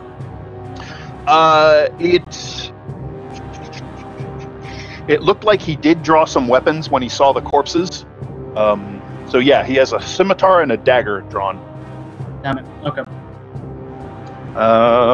So that was Kane. So he, unfortunately, is surprised and will not get to take any actions. The bear likewise is surprised, but will start rousing itself from sleep. Puff Puff. There really isn't anywhere for Puff Puff to get into there. That's fine. If Puff Puff can't make it up, that's fine. Yeah. She's going to hang back for the moment and just sort of watch. Glaz, your turn. So Glaz is going to first try to tap into this ley line to this that he is so close to, because it is a new and fun thing to do. Which is a 13, so he does tap, and it's still locked, correct? It is locked, yeah. So yeah, it's not going to really help much because he's going to cast Chill Touch. He reaches into the ley line and forces his hand down towards the ground, and let's see, that does not get advantage, does it? With the surprise, it's a melee, it's a ranged spell attack.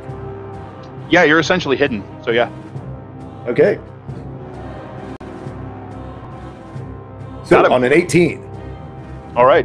That ghostly, almost skeletal apparition, that effigy of Glaz's hand reaches up out of the floor, and you can see almost this fiery red light pouring through it that just seems to seep out of the walls and pulse into this hand. For 7 necrotic damage. Oof. Yeah. All right, so he sort of gives this strangled cry as the hand grabs a hold of him, and you can see his wrist starting to like wither under its touch, and the hand is holding on. Riodan, your turn. Well, he's been rather annoying, so I'm going to try and stab him again with my rapier. Yeah. In fact, have I fully completed my long rest? No, you guys haven't. This was you were interrupted in 3rd watch, so you've not completed your long rest yet. Great, so I might as well use the rest of my spells now. In which case, I'm going to use my inflict wounds on him because he's dear God, troubles. Oh, you got him. You'll give me 3d10 necrotic damage. 17 points necrotic damage. All right, so Riodan whispers a prayer to the red goddess, and he lashes out with his hand. It looks like it's dripping blood from his palm, but the drops just sort of vanish as they fall away from it, and he slaps him like full on across the face, and you see that phantom blood smear onto this kind of weathered and thickly bearded man, and he screams in agony as his flesh begins to split open and blood just pours out of it. So he has this massive rent down the side of his face. It looks like he was in a car crash and just split open. He's still up? He's still up, but he is now God. bloody. Cloak, your turn. I'm like, shut up! And I'm stabbing him. All right, here we go. Ooh. 9. Fuck, that's a bad roll. Yeah, okay. All right. That one, he actually brings his dagger around and deflects your stroke. Okay. Kari. Still going to continue to stand in the back and fire at him with my short bow. I'm not going to use the... Be aware that at this point he will have a little bit of cover because of all of your friends between you and he, but yeah, you still can fire at him. It's disadvantage then, right? No, he has a bonus to his armor class. He has half cover, so he has +2 to his AC. Okay, still gonna get him though. Come on, that is an 11. That is not gonna get 11 him. is no good. No, unfortunately. Kari, Kane. Okay, Kane, I'm gonna try and stab him again because we need to get this guy down. Right. Be a nope. All right. Nope. So as he parries Cloak stroke with his left-hand dagger, he brings the scimitar up and blocks yours, and kind of has you both sort of blade locked. Yep. That's his turn. So he wrenches his blades free, and goodness gracious, he's just taking punishment from every which way, huh? So he is going to... Basically, he's going to clamber back, kind of up the barricade a little bit, not get so far away that he's going to provoke opportunity attacks, but he, like, steps back on these little platforms that look like they were kind of step stools made for the kobolds to be able to stand up on so they could attack over the barricade. He kind of hops back up on those and has one foot on the top of the barricade, and then just lashes out with a flurry of blade strokes. So he's going to put 2 scimitar strikes into Kane. Ooh. Oh no. So 1 hit. Why am I showing 2 dice show up there? Kane, that second one is going to be a 12. I don't think that one will hit you. No. Right, I would like to, I believe it's, blade lock. So basically I roll to see if I can beat his roll, and if I do, I can lock blades with him and stop. It's in the Rapier's additional rules. Yep. Provided by in the beyond Midgard. Yep, in the beyond damage dice or the special weapon rules from the Hero's Handbook. Okay. Okay, so you can make your. I believe he rolled a 24 was his total. Oh God. Okay. Yes. That will do it, though. All right. So you went ahead and successfully parried it. Right, I believe is what it does essentially. It blocks the stroke. Okay. So he kind of growls at you and drives his dagger up toward your throat, basically, and I'm going to burn one of my 3 banked natural 20s, and I'm going to crit you. Oh, Dan's getting mad. So that is going to be a total of 7 piercing damage. Yep. You pierce him, all right? All right. So that's Kane. Did he move out? Did he move out of Cloak's threat range by chance? He did not move out of your range. He kind of gained a little. He gained a little bit of elevation essentially, but didn't move far enough back to provoke. The bear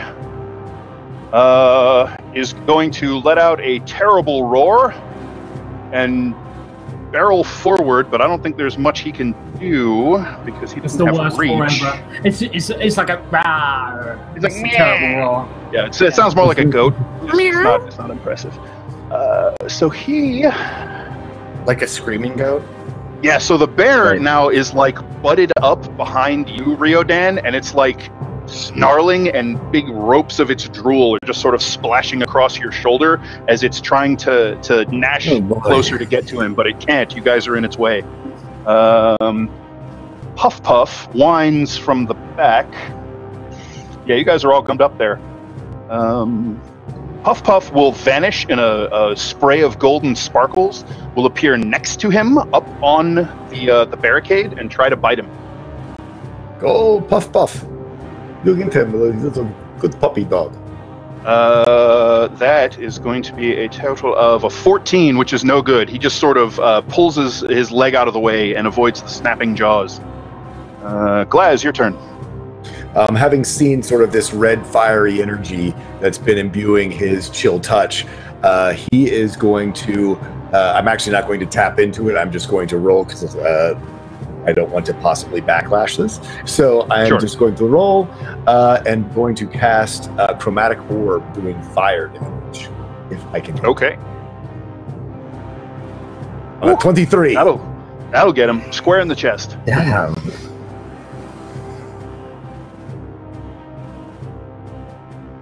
Or 13 points of fire damage. Whoa! All right, he cries out in pain as Glaz holds up a... now, you have the diamond component for that, right? I believe that has a costly component.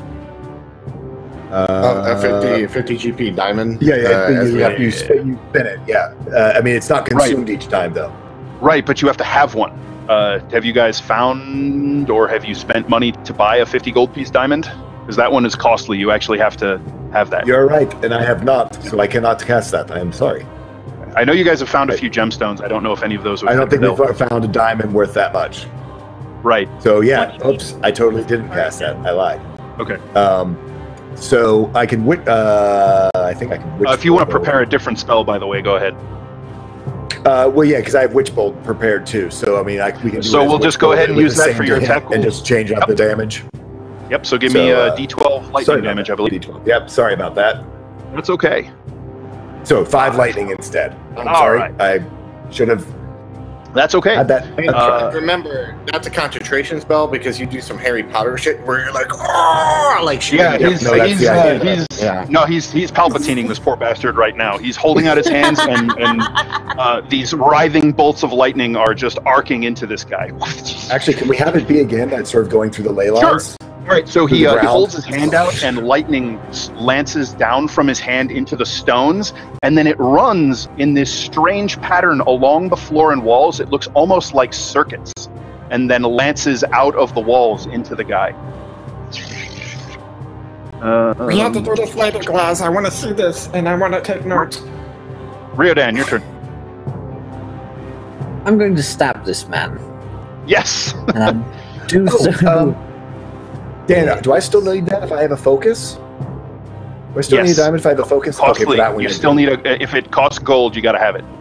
Okay, cool. I missed on a 12. All right, he just sort of hops over your rapier stroke. Whew. Cloak, your turn. Yeah, I mean, is there room on the barricade for me as well? At this point, with him and Puff Puff on there, not really. But you could maybe hop up onto one of those other those little cobalt steps. Yeah. And so you could kind of half climb the barricade. Is that a thing with or is that halflings where they can occupy a space of a larger creature? They have to be they have to be 2 sizes larger. Halflings can pass through larger creature spaces. Okay. Yep. Yeah, I couldn't remember. So okay. I'm going. What? Don't worry. Okay. So I'm going to get on those steps and I'm going to stab at him. Stab at you. As the lightning's going on, I was like, "That lightning looks so cool. Do you see how cool this lightning is? I'm sorry, I'm stabbing you, but yeah." That's a +4, so that's a 20. Okay. 20 gets him. Damage, 11 damage. Oh my goodness. All right, so you rip open his calf through his thick leather boot, and blood is just pouring down it now. Right. Cloak. Kari. Not dead yet. No. I'm gonna use one of my nat 20s and I'm gonna shoot him. Oh shit! All right. The only time Kari's hit something. Wow. 5, 6, 7 damage with my nat 20. Okay, that'll work since you have +1 from your dexterity and +1 from the magic damage, right? So the numbers work out. All right. The arrow catches him low in the side and buries into his guts. It's Kari Kane, your turn, sir. God damn, this guy. Right. At some point, I need to figure out how to remove this antimatter rifle because it's just so tempting. I'm gonna spend one of my nat 20s to rapier this guy, sort of up through the chest, if I can. So that's okay. All right, so I have nat 1s. I'm going to spend one of mine to cancel your 20 and force you to roll. Damn it. See, that's the way it's done right there. Yeah, he's figuring it out. Okay. Okay. Well, not so much going to matter. You got him. Oh, Whew. that's 6 piercing damage. Oh my god! All right, so you do manage to strike him in the chest, and now you can hear him when he breathes. There's this sort of awful secondary gurgling rattle coming from his chest every time he tries to breathe. So that's his turn. He is going to strike at Kane and roll a nat 1. Fantastic. He'll strike a second time with his scimitar. That's only a 14, I think. Yep. Odd. Nope. Rough luck, dude. And he's going to stab at you with his dagger, and he will hit you for a total of 23 to hit. Is that against me again? Yep. I'm gonna Try and lock him. Yeah. And your reaction. Yep. Yep. Ooh, no good. All right, so he actually gets you with the dagger again. This time he's going to get you with, what is that? Is that a 2 or a 4? I can't see. It's a 4. So you're going to take another 7 piercing. I'm on 2 hit points. Ooh. No. That's the bear still growling, and it actually tries to sort of push Ryodan out of the way.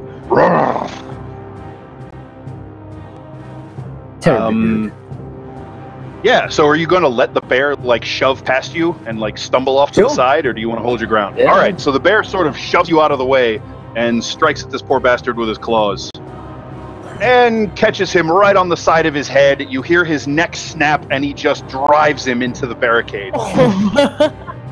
Ow. Fluff and stuff!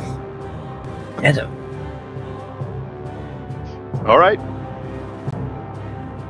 So the bandit captain sort of gurgles his final breath with this pinkish froth bursts forth from his mouth, and he shudders and goes still. Hey, King, before he drink his blood. Hurry up, drink it. Yeah. He's like holding up his wrist.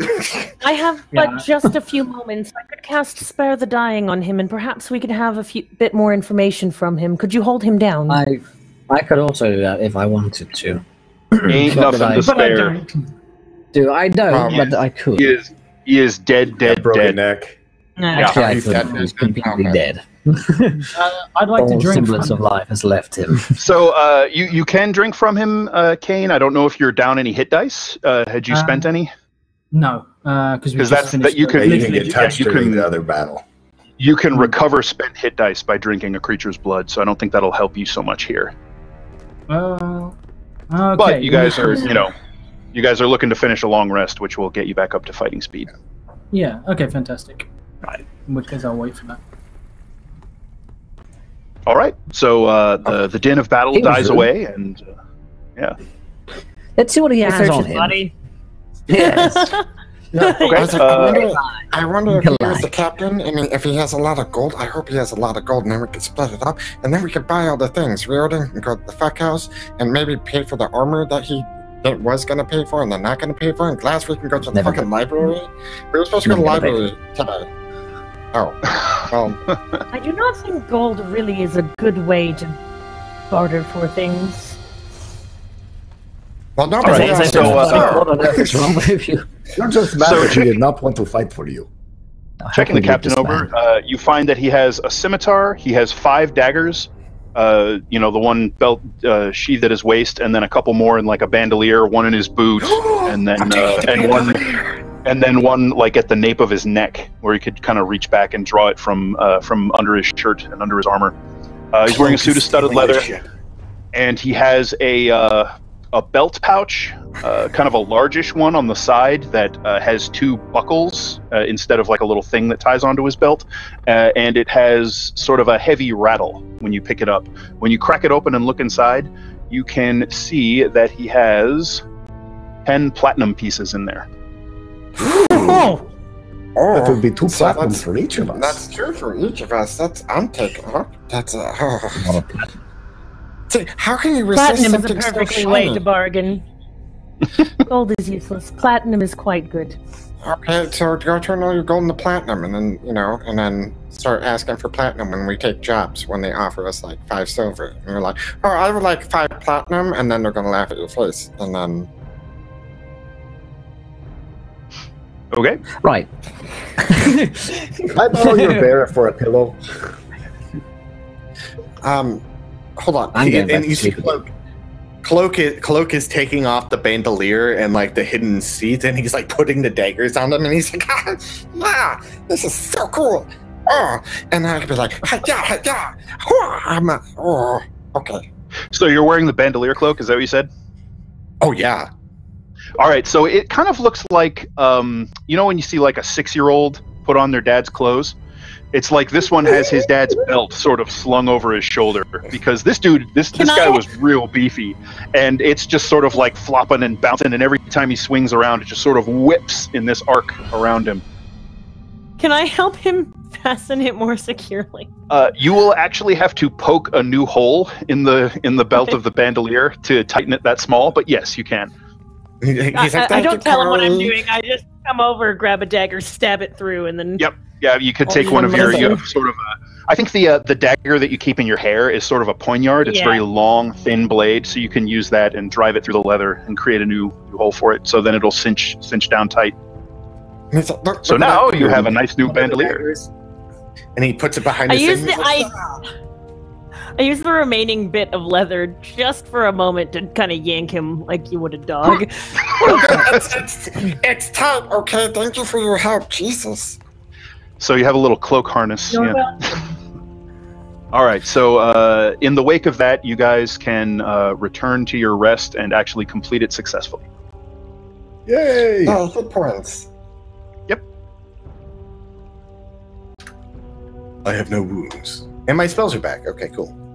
Yay. And you recover, if anyone has spent hit dice, you recover 1. Excellent.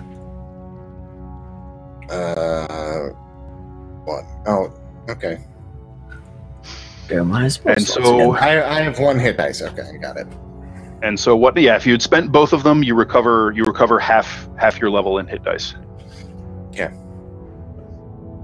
All right. So what now? Well, friends, onwards. Onwards in which direction? I want to go to the forge. So that guy had the most money. What about the treasury? That's a good idea as well. Is it a better one to cut off this leader's head to show them, scare them all, show them that he's dead, and then we can kill anyone? That seems quite logical. I mean, that's what you guys want to do. You carry around the head. Okay. I will unsheath one of my swords. As you all sort of agree to this, or like as the people agree, Kane sort of like is standing up and is in the process of sort of like cleaning his blade and checking himself over, and the bird turns and looks at you and says, "May I remind you, they have a dragon." And like, as if like, just gonna point out, they have a fucking dragon. You try and intimidate that. You go, guys. I believe in you.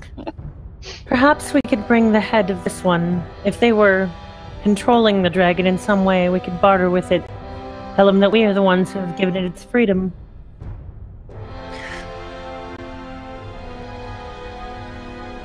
You know that owl I think we is should very chop clever. off the head. The owl is super smart. All right, who wants to do it? Not me. I want to go find Well, the I'm treasure. going to do it. I Things? just came up with the idea. I'm not actually going to cut off a man's head. Am I an animal?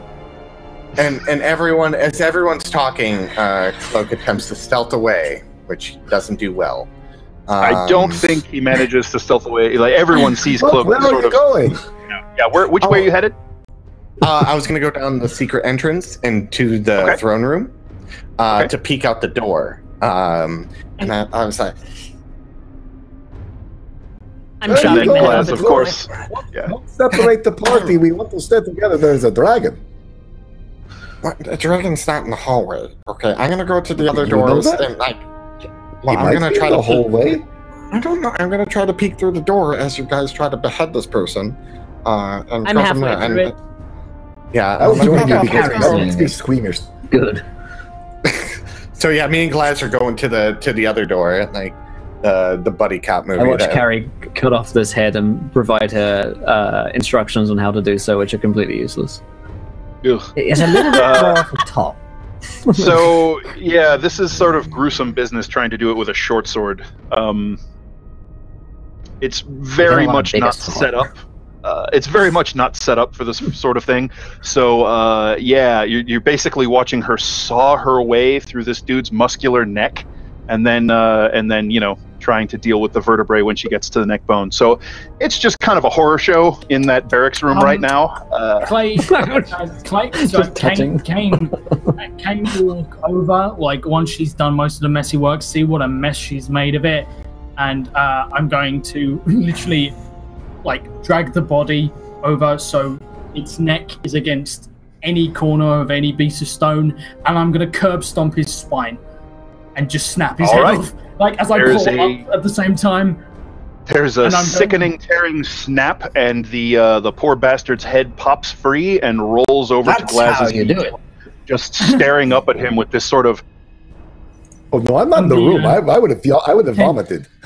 oh, Yeah, no, Kane- me and Glass left. Bravo. okay. Bravo. So you two are peeking out into the main hallway, I believe you said. Yeah, from the throne So- room into the main hallway. The throne room are way.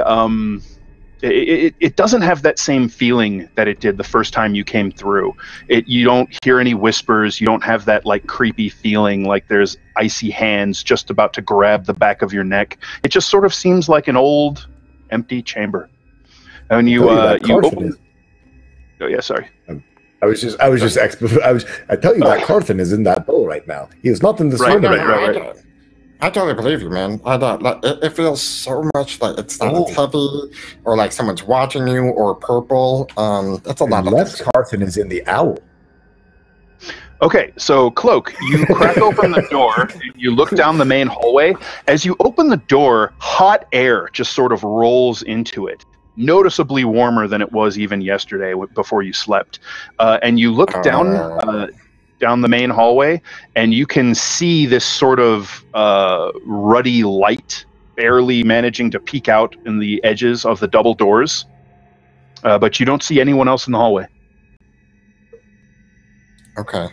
Even if I roll perception. I'll give it to you. The hallway's empty. There's no one hiding there. There's really not any feasible place for them to hide. The statues aren't that big. Yeah, no, it's you watch for a little while. You're certain it's clear at the moment. Okay. The hallway's clear. So do we have a plan? The only thing I was thinking, I could be very helpful maybe. If we go in there, I could try to put a bunch of them to sleep. Well, if there is a dragon in there, I doubt that will work. But you Not can the try. dragon. I'm talking about all the kobolds. Oh yeah, no, put them to fucking sleep. That would be great. That's what I was I mean, thinking. we could Might be a try good it. thing. But treasury. I mean, we can go find the treasury right now, and then. But I'm afraid Did you other hear people about the are. treasury? Did I somehow miss that part? No, you were. It was when we were doing the interrogation, and you were kind of in the corner, just like blah blah blah. Oh, blah. got you. I And you were was not playing wanting with to listen because Puff you were Puff, very and creepy then, when you interrogate. well, I'm just very persuasive. So, yeah, I don't know. We can get the other ones. Kari's like dead set on the going into the just walking in the front doors, which I'm not really a fan of. I'd rather go around because there's secret doors over there. You know how fun secret doors are. All right, Yes, quick that's- pause. Quick pause on you two. The rest of the party, what are you guys doing in the now the charnel house that is the central chamber of the makeshift barracks? Finish my round of applause. I'm staring Hammer. angrily at Kane. You could learn a lot being from Kane, one-upped. Terry, when it comes to cutting off heads. Kane sort of just shrugs, and the owl simply says, "I was a bounty hunter, a head hunter. Remember?" See what you did there? Did distract from the overall coolness of Kane just looks at you like as if to say, "See what do you mean what I did?" And the bird just nods. All right, so right, are you guys doing your anything head. else other than just collecting the We should head, catch- or? We should catch up Can with we those two bag before the they head get somehow? themselves killed. Sure. Oh yes. Yeah, Always like you can double find. bag. You can find like a burlap sack in the barracks chamber. Okay, I keep will. one I handy will at all head. times. This is my Oh, no. head bag for life. Very fashionable. She says as she drops the head into the bag. Darling. Clearly having enough of these two Dampier. Alrighty. And So you guys catch up with the other half of your party who have left the room. Oh, good, they're back. he's got a freezy. I want a freezy. God damn it. I have some. Freezies are freaking delicious, man. Or what do you call them in America? Ice pops? Yeah, that's it. It's freezy there ice they are. pops. Yep. Oh, hi. All right, so you two, your companions, come tromping through the secret door in the back chamber of the throne room and rejoin your august presence. Oh, hey, so we're gonna go across the hall into those rooms and look for the secret doors and then sneak into the forge. You guys down? That Sure, sounds why like a good plan. Okay. So do we go up all the way to the farthest door on the left, or do we try to go into check all these rooms before we move forward, before we go all the way? Let me look in the, So is there secret doors all the way up into the forge? On the left or western side of the chambers, it looks like there are. Again, his map is somewhat crude, but it looks like there's a path through secret doors from room to room all the way up into the side chamber that will lead you into the west door of the Great Forge. You know that there is at least one other chamber on the east side that would have been just north of where you guys camped that you haven't checked yet. And presumably there's another chamber up there too, because there's a door in the east side of the forge. But the treasury is on the west side, The right? treasury, where he pointed out that the kobolds apparently use as some sort of treasury, that is the basically the southwestern corner. okay. He said the kobolds. There, this is their kind of treasury room. If you guys want to go for that, Do we go to the treasury? Do we want to? We don't want to go up and look at the ley line in the dragon? What if there are It spell says components very in the treasury disappointedly. room? What if there are Now we spell have to do components that. in the treasury room, Glass? as long as we make it up there eventually, maybe there's something good. You got a bow with a haunted guy inside of it. He's an old dead guy who's haunting your bow. Maybe we will find something just as cool. But what is this, Jim? You've been looking for this information. Hey. Oh yeah, right, you have a ghost haunted bow. There's a dead guy in your bow. I had no idea. I think you are pulling my leg, pulling my tusk. She reaches up and kind of like gives it a little bit of a wiggle. Honking my tusk, yes.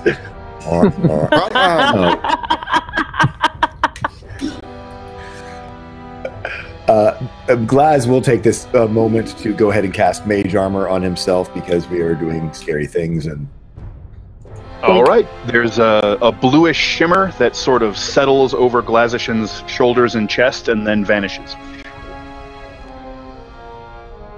Now I would make my way across the hallway. Okay, you make your way across the hallway, and there is another one of those stone doors waiting for you. It's perhaps 10 feet closer to the main entrance, but essentially right across from you. Okay. So the doors are kind of offset a little bit from each other. Can I stealth open the door or roll perception to see if I hear something? Sure, you can make a wisdom perception check with disadvantage. Okay, hold on. Before I roll that, let me click disadvantage. Okay, goodbye, dice. Here we go. Oh, womp womp. Sounds clear. Okay. Then and now, if you want to carefully open the door, you can go ahead and make a dexterity stealth check.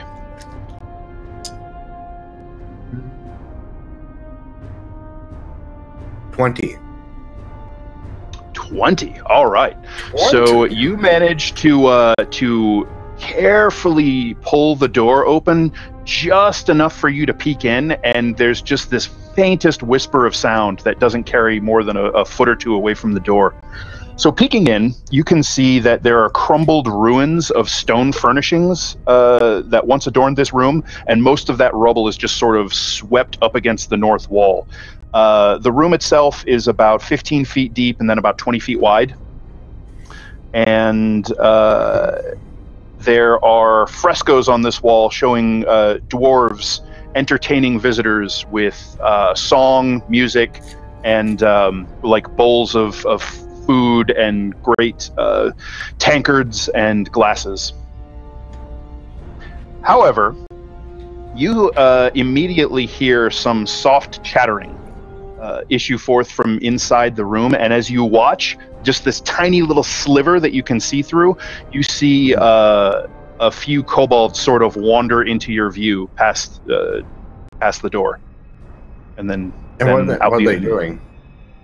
It looks like messing with their weapons. Like one of them is badly sharpening its dagger, and then you, as you watch and wait, since you were stealthy enough to not draw any attention to the door, you can see in the far side there is a lantern sitting on the ground, because there are some humans over there as well, and they're seated around the lanterns, and they're just kind of talking quietly to each other, but you can't really make out what they're saying. Okay, I would quietly shut the door, and then look at them and be very quiet, like, two kobolds and two humans are inside, and I see that they're holding the head, and I was like, do you want to intimidate them? How do you want to go about this, or just murder them?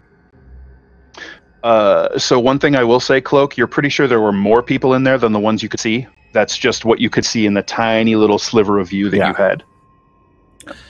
I heard more, but I don't know. I only could see a little bit in there. We also have a bear.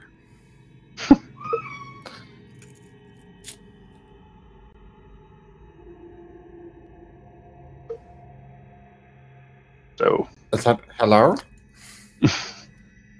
Well, oh, he's mute. You said that it was a very small room. Yeah, but it sounds like there are some more people in there. I don't know who's in there. There could be like two humans and a bunch of kobolds again, or No, I was saying for us to get the bear, a dog, and all of us inside of there with all of them, it is going to be just a big old. It's going to be a big mess. Yeah, which is good. Yeah, could be. Is there a secret passage into this room? So if you look at the crude map that the man scrawled for you, it looks like if you were to go in the next door up, so the middle door on the left side of the hallway, there would be a secret door down into the treasury. Okay. Is there a secret room or secret door in the room that we're in front of? Yes. Okay. Also, so they must know treasury. about that. Well, of course they know about that because he knew about that. He was like a peon, so. So Okay. maybe we try to sneak in the far room from the next room up. I mean, we could. Sort of go around our elbow to get to our asshole. Yeah. The question: there might be more people in that room. It's a wild magic search for Kane's bear as well from the floor. Okay. Let's see what happens to the bear. Yes. Okay. What? It's /die. E1 1,000. Boosh. Oh, it's the classic. It's 3924. That'll chestnut. Yeah. This is amazing because it's on a pigeon. So oldie. when next struck by magic, the bear is carried aloft by pigeons. What? When the bear gets struck by magic, carried aloft by pigeon. I know. Like a donkey. But he would look at all because you guys are holding the head of the captain, I imagine. In a bag. In a bag. Do you guys want to intimidate the humans, or what do you want to do? No, honestly, I just wanted the head. I just convinced him to cut it off so that we could scare someone. I just wanted it. I thought it might be a nice mantelpiece ornament. Okay. Well, remind me never to visit your house. You've already been to the fuck house, darling. Okay. What do you guys want to But not my inner sanctum. What was that, Josh? Kane just nods to Glaz. Like, when you say not visiting his house, I'm like, yeah, like rolls his eyes, just like, yeah. All right, so what's the plan, guys? I say we up around. Up and around? The old one. We don't really want to fight more people, do we? Especially if we're going to the forge. What did Kari say? I think we should send in the bear first. Throw in the head, send in the bear, close the door.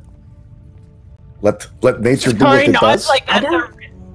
Yes. I don't want the bear to die. They might kill the bear.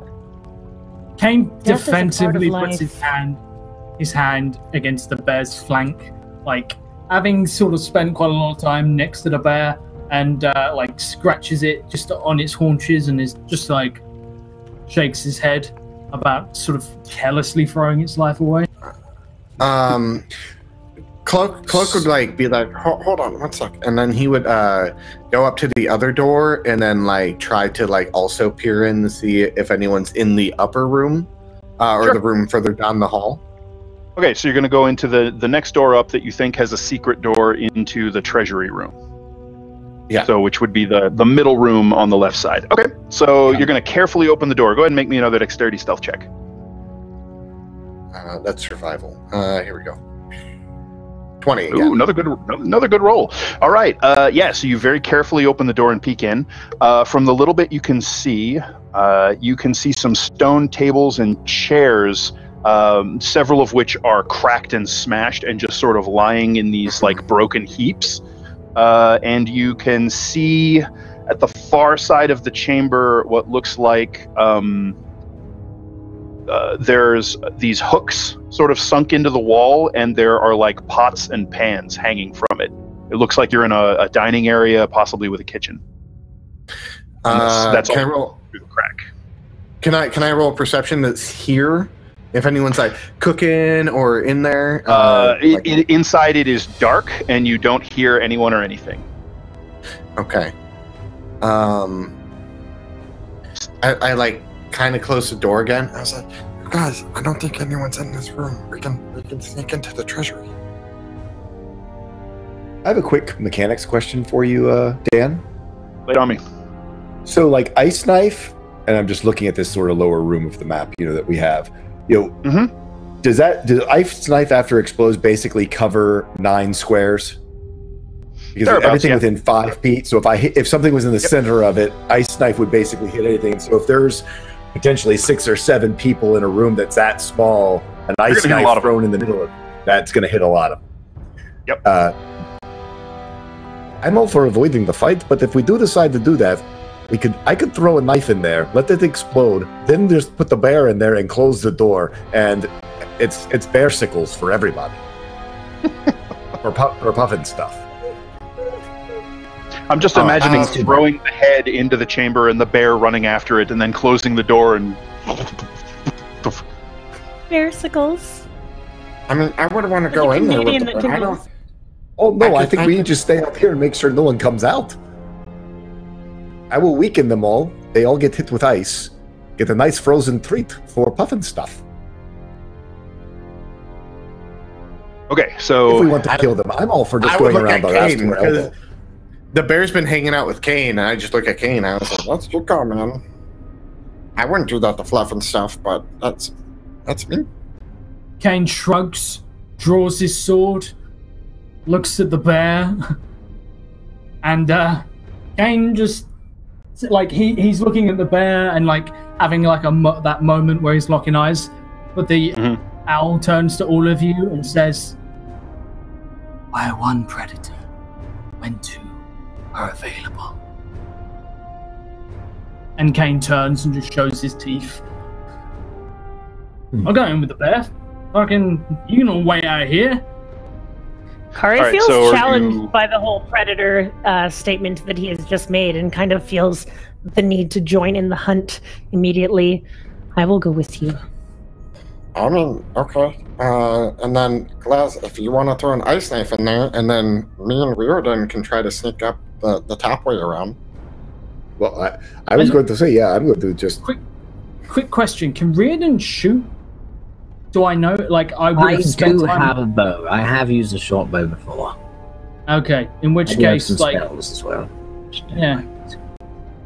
So, Kane just points to himself, Kari, and the bear, and, like, with a short, sharp gestures for them to go through the door first, and then points to you three, and just... So are you guys making a plan to storm the apparently empty kitchen, or are you scrapping that and saying let's run in there and crack some heads? So, as far as I understand it, Glaz is gonna ice dagger into the small room, the one that they're all standing in front of, and then I'm gonna start combat. We're going. That's not the empty kitchen, to be clear, right? Right. That is not the empty kitchen. Yeah. Okay. Small room. And then the other of us are gonna go sneak the other way around, and I guess flank if you guys want to do that. Okay. Oh, you can use pointers and draw circles and stuff like that on the map. If you right-click. Yeah. If you right-click, what does it say? Drawing. Drawing. Enter drawing circle. I don't know. Yeah.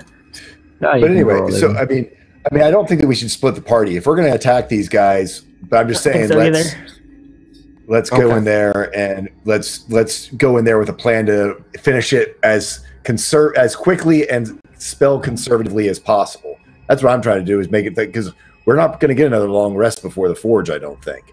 No. So I'm for that. Then. If we're just burning spells here, we're going to be in trouble for the forge. Which is why I was suggesting bows and me, Carrie, and the bear up close, and you guys use bows and cover us. All right, fine. I'll get out my bow. I got a sling, so yeah. Okay, yeah. If you guys want to do that way, and then Yeah, so Clark would be like, yeah, let's do it. So I guess we need to stealthily open the door again, and Glaz needs to throw an ice knife in there to let it explode. Okay, so you guys have decided to screw the stealthy approach, and you're basically, or like trying to sneak in the back way to the treasury, and you're going to kick in the front door and try to ice knife all these poor bastards. Right. So, I mean, what I want to do is like open the door just through a crack so I can see, because it's who you can see is how ice knife. Toss it. Hopefully, get someone who's close to the center. I think it's a short of ice at one creature within range. Basically, to do that, you're really going to have to open the door to the point where it's not really stealthy anymore. Okay. If you want to get toward the central section of the room where you can hit the most people. I see that. Yeah, exactly.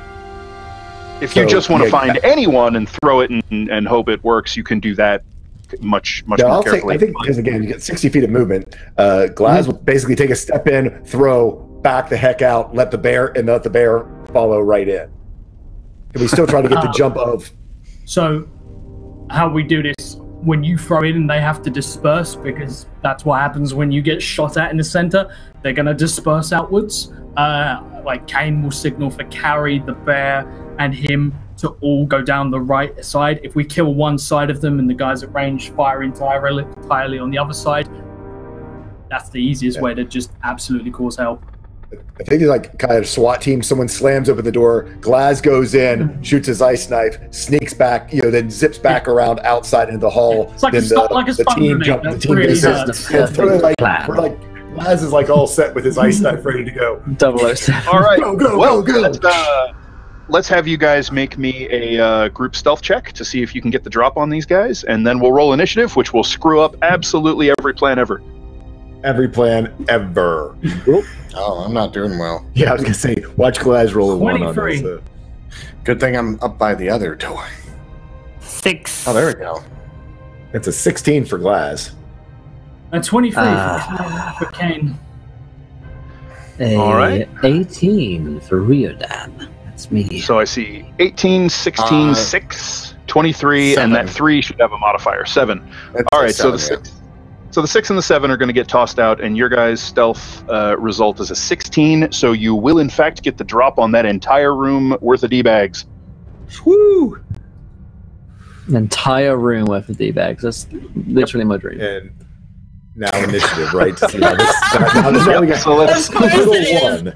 Of course Let's do some it is. initiative. That can be arranged. That You can know be what? arranged. This is important. Like the Glaz fuck is gonna use household. a nat. Can I use a nat 20 on initiative, Dan, or do you want me to roll for it? You may use your nat 20 however you like.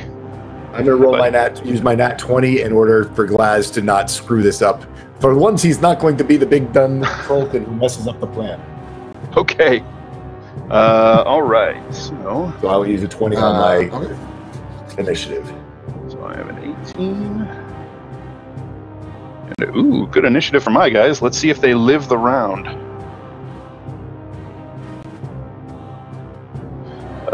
Who came with a nat 20? Yeah. The majority of us are Damn, that's some high initiative all the way across the board. I'm glad I used the 20.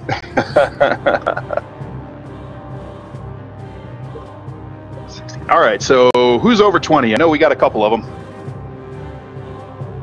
I'm natural 20, 21. So you're a 21? Who else is 25? I'm a 24. 24. Okay. So we got a 24 Kane. Hang on, let me check for the bear, because that's part of the plan here. The bear has 10. Part of the plan. Always evolves around the bear. And Puff Puff. What is going on?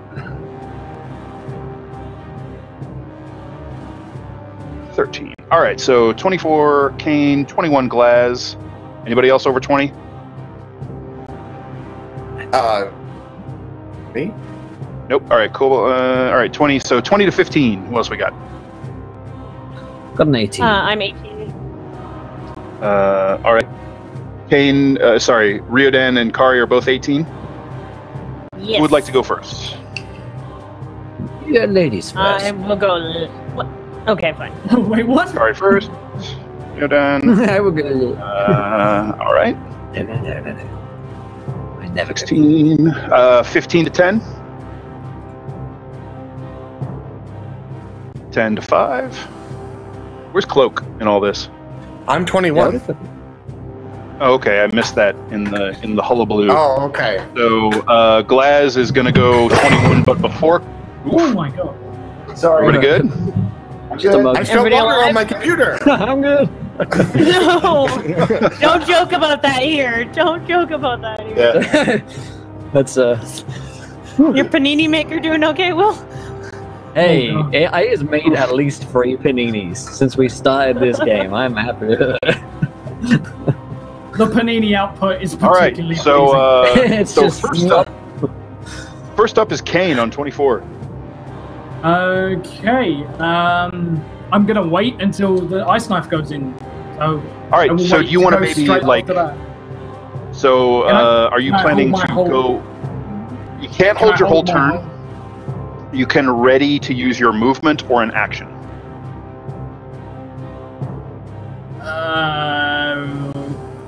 Okay. I will. Bow, right? Yeah. No. I'll have my sword drawn. I'm gonna get in there. I'm gonna get straight in there. Yeah, your plan is to get in there and mix it up. Okay. Okay. So you're just gonna basically hold and wait. Yeah. All right. So Glaz, that's you. You're gonna throw the door open and chuck an ice knife in there. So you see a fair number. Basically, this room, it's not like like more people could get in there and move around, but it would be uncomfortable given how many kobolds and brigands are in here. Once fights get kicking up and people are swinging their arms around, that room is basically packed. Yeah. So target-rich environment is what I will call it. Yeah, and the humans and the kobolds have kind of like polarized. The humans are in the northern half of the room. The kobolds are in the south. Yeah, I aim for whoever's most center. Most center square. So most center. Do you want to hit? So who would you like to hit with more splash damage? Do you want to hit more humans or do you want to hit more kobolds? I want to hit more kobolds because we had a lot of kobolds. That just gets rid of a number of his attacks against us. Okay. So if you chuck the ice knife at one of the kobolds in the middle, you think the explosion will hit all of the other ones and some of the humans. Awesome. That's the plan. Then do so, sir. You You have advantage on this attack because they don't know you're coming, and you were hidden behind the door. Let's go. That's an actual natural hit. Woo! All right. Damn. So give me double dice on that poor bastard kobold. So that's first, for the one that I actually hit. So that's 2d10. So actually, it's only 4 damage on the first one who got hit, but then everybody takes the 2d6 that's coming up, which would be 46, right? Yes. No, only. That's not part of the attack. That's a separate thing. So you double the 2d10, and then the splash damage they have to make a save against. That's separate. So that just does normal. But it's okay. So it doesn't double the splash. Yeah, the splash does not double. Man, I got crappy rolls. So rough only 3. rolls. Yeah. Oh well. And they have to make saves against that. Yeah. Yep, they do. And what's your save DC? My save it's a dex save, a 12. Okay. 12? Is that right? So looks like 8, 9, 10. That doesn't sound right. I'm guessing. No, I only have a +2 on intelligence, so it's 8 plus 2 plus 2. Yep. 12 it is. Okay, so several of them pass and only take 1 point of damage. And a couple of them take full. That was awful. Yeah, that was a little rough. Oh, well, hey, nice. That happened. Yep. And Kobold, the first one took 4, so he's not looking good. Well, flavor-wise, you were saying it's much warmer in here, so maybe the crystals melted a little or something. I don't know. Yep. Okay, so you have a whole bunch of frostbitten kobolds and one with a chunk of ice that just exploded in his chest, and he's like rocking back on his heels, kind of panting on his last leg. Laz runs back out of the room. Okay, Cloak, you're up. So with those kobolds, they're all still standing. Mm-hmm. Yep. The one glass hit, he's like has an ice dagger in his like chest, and he's like freaking out. Well, he has a hole in his chest now as the ice dagger exploded and sent shards out all around him. And he would then get in an angle where he like pulls the dagger out from his the bandolier that he's got, and he fucking chucks a fucking dagger at him. To take out that one, and then he would also when I roll this, I'll roll this and kind of explain what I'm doing. Does a 15 hit him? Oh yes, it does, and that will slay him. All right, for 6 damage. I was like, "Oh, glad you got him! Yeah, you did it!" and then, but he would also be like, "Okay, Puff, we'll wait back here. If anyone runs out, we'll take care of it." But then he would also keep an eye on the other door down the hall. Okay, no problem. That is Cloak, so that brings us to the kobolds, who are surprised, milling about in terror and pain. Kari. Can I name one of them as, how many people are in front of me right now? From our party? From the party? There's a few people near the door. There's a few people near the door, but you essentially have a clear shot into the room right now because nobody's run in and people have kind of backed off. Would this count enough for a grudge for my bow? For one of them? I mean, you could use that power now if you wanted to, but remember you can only do it once a day. Okay, I'm just gonna take a regular shot in at them then. At a kobold or one of the human bandits? One of the kobolds first. Okay, shoot him. That is a 11. Does that hit? I don't think it does, unfortunately. No, it doesn't. Okay, my true powers don't come from attacking. I will heal you all once again. Yep. So that was Kari. Riodan, your turn, sir. I cast Bless on my friends. Cloak and Glaz and Kane. Because Carrie is healing things. Probably won't need it. Alright, Cloak and Glaz and Kane, you are blessed. Remember that you get to add D4 to your saving throws and attack rolls. As long as Riodan Marina upon you all. Yeah, and as he says that, he comes out and says that, and his eyes flash red, and your hearts kind of double time for a moment, as I seem to have a goblin running around in my background. Go to bed. All right. That's the goblin response. The bandits are surprised. They do nothing. Puff, you told her to stay back, so she stays back. The bear was given no such command, so it charges forward, squeezing itself through the door with a great screeching of claws on stone, and tries to get itself a piece of kobold. And it critically bites the head off of the first one. There's a sickening crunching sound, and the body just goes into spasm as the bear flings it over to the other side of the chamber. And it strikes with its claws, pushing farther into the room, killing a second kobold. So the bear has now shoved its way almost to the back wall. And that's top of the order. That's going to be Kane. Okay, I'm up close and personal with these guys. I'm going to... How injured are these guys looking? Like, is there one specifically? I'm looking at one of the kobolds as well as the others. So there are 2 kobolds remaining. They look like they just have like a little spray of frost kind of on the side of their faces. And you can see a few of the human bandits look like they were caught in the burst of cold as well. Yeah, I'm going to go for one of the kobolds. As they have been calling out in pain, have I understood any of their cries out? They haven't really said much just beyond screams and grunts. So nothing. There's been nothing intelligible said. Okay. In which case, I'm gonna go for a stab against one of them for a 15 against Kobold. Yep, you got it. Do some damage. Fantastic. Oh, it was on the 7 and then it rolled. That's a 5. Even as it is, that is enough. You run him through, and he slumps dead to the floor. Okay. I will turn to the next one and look at him aggressively and wait to murder him or for him to be Radio. All right, Glaz, your turn, sir. So yes, I am going to do my on one of the humans. I would like to cast my Chill Touch. I point down at the ground, and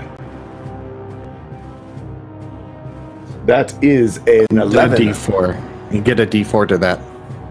Plus a D4 to that because I'm Yes, you are blessed. My Marina. So 14 on a human. The whole thing.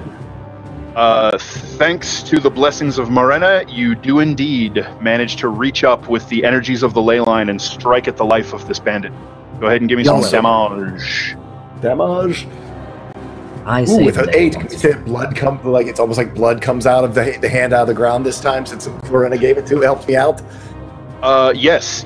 It looks like you can see sort of blood running through this withered, bluish, spectral apparition of your own hand that rises up out of the ground, and it reaches up and just sort of draws the blood out of this bandit through his eyes and nose, and he just gurgles and kind of goes into this spasm as you watch just blood pour from his body into the hand, and that just kind of vanishes, and his body collapses to the ground, dead. Blood for the blood goddess. Your mistress is scary, right? All right. Sure is. That was Glaz. Cloak, your turn. So how many kobolds are left? There are 2 kobolds remaining.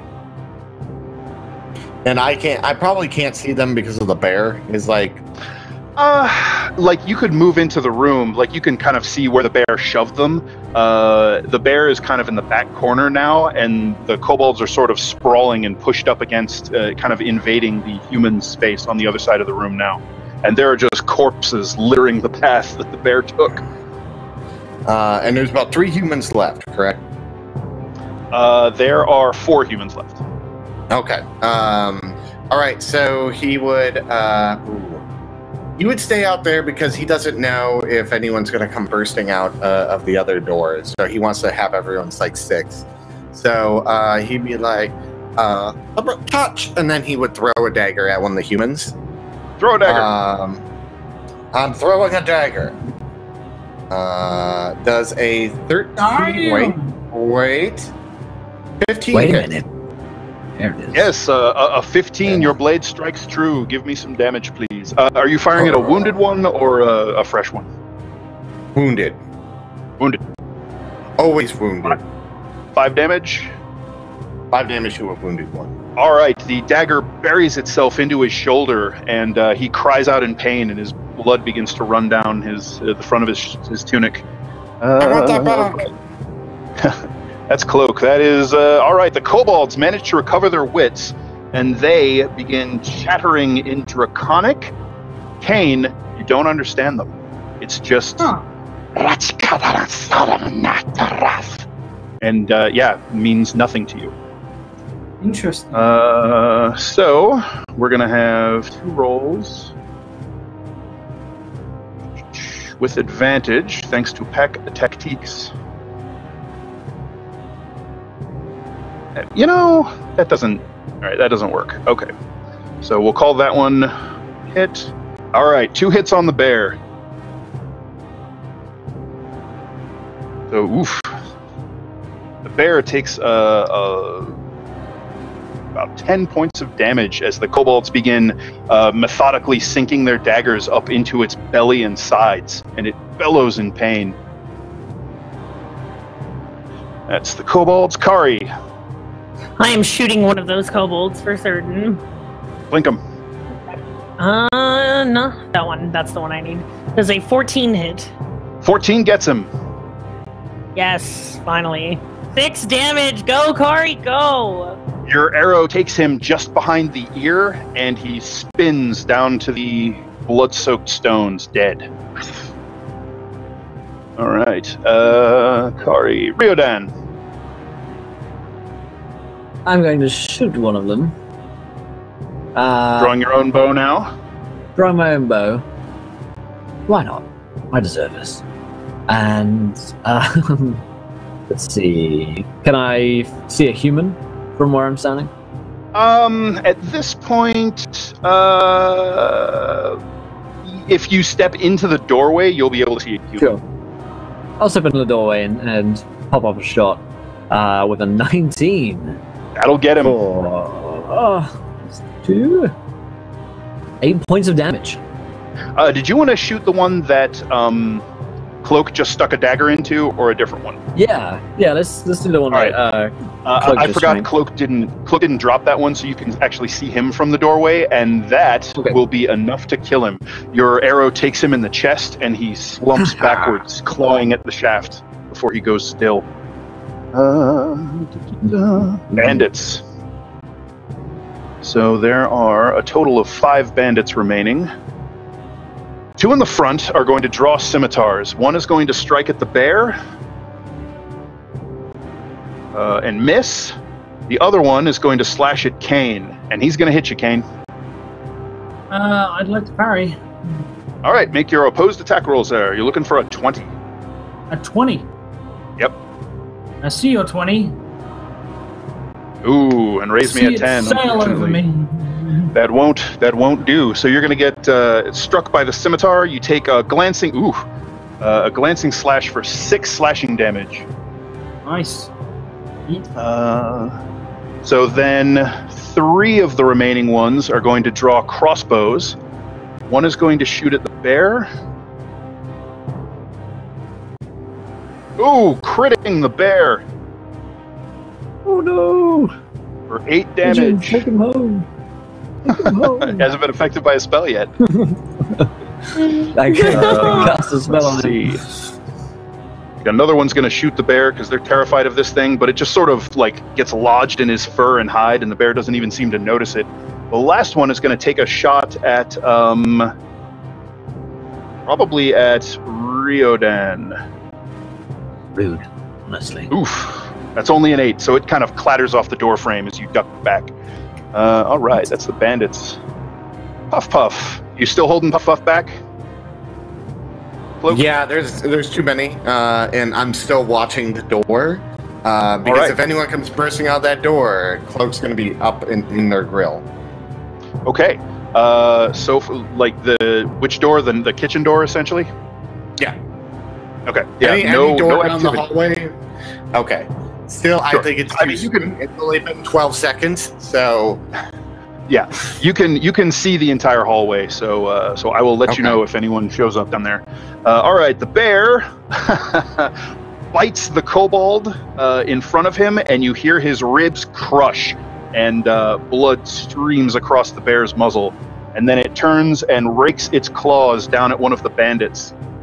This guy, he skips nimbly out of the way, though. He saw that one coming. So that is going to be all kobolds dispatched. Bear sickle, see? All right. Kane, top of the order. Okay, I'm going to try and kill one of these bandits next. And I'm going to swing at him. I'm going to use one of my nat 20s. Ooh, all right. So crit him. I shall indeed. Crit him where it is.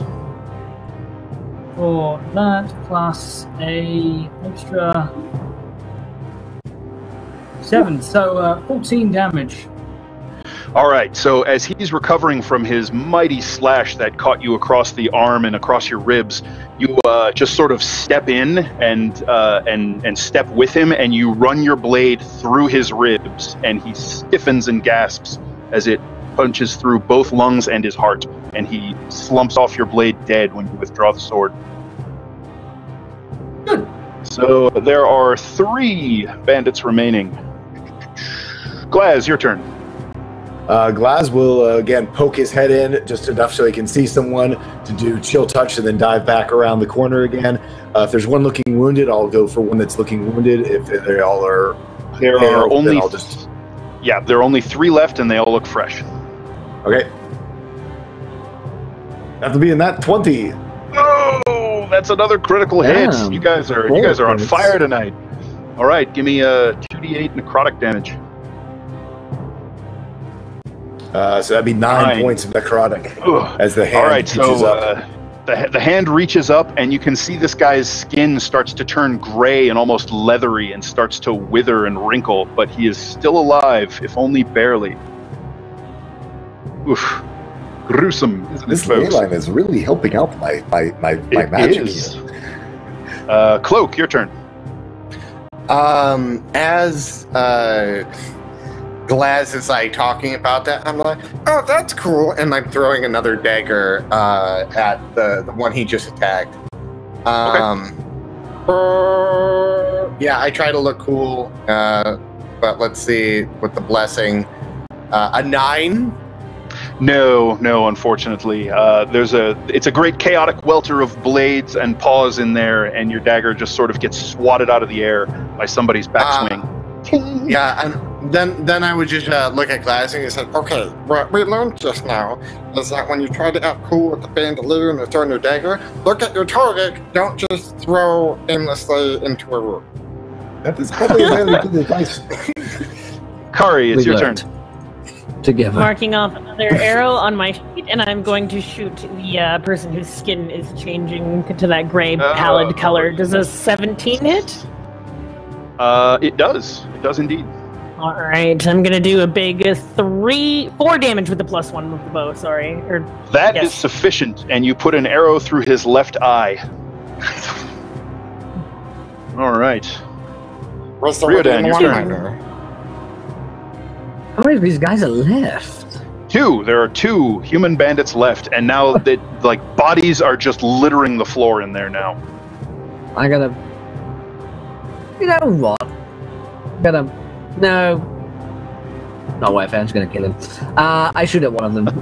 For a 18 to you got him. hit. Give me some damage. That damage is max damage again, baby. Oof. It's actually 8 points of damage. I did bad math. I +2 of my dex. 8 points of damage. Got it. Because All right, you bury. You're using a short bow. Is that right? You put an arrow into his gut, and he doubles over, clutching at it, and blood spurts between his fingers, but he's still clinging to life. Riodan, that's the bandits. So, oh goodness, they have people in their face now. So they're going to drop their crossbows and draw their scimitars, and one is going to attack Kane, and the other is going to slash desperately at the bear that's advancing on him. And this guy, he's starting to grow panicked, and you can hear his breath just sort of getting peppered with these whimpering cries. He is going to miss the bear terribly, and Kane, you're going to be hit with another AC 20. Would you care to try and blade lock him? I would indeed. I would like to do that very much, sir. So for a no. No. All right. So he is going to deal a light wound, 2 points of slashing damage to you as he gets past your guard and draws the blade along your wrist. It's uncomfortable. excuse me. Bless you. Bless you. You can see his eyes are darting toward the south kind of corner of the room, but he is dismayed as the bear is between him and the section of the wall he's looking at. Okay, I'll make a note of that.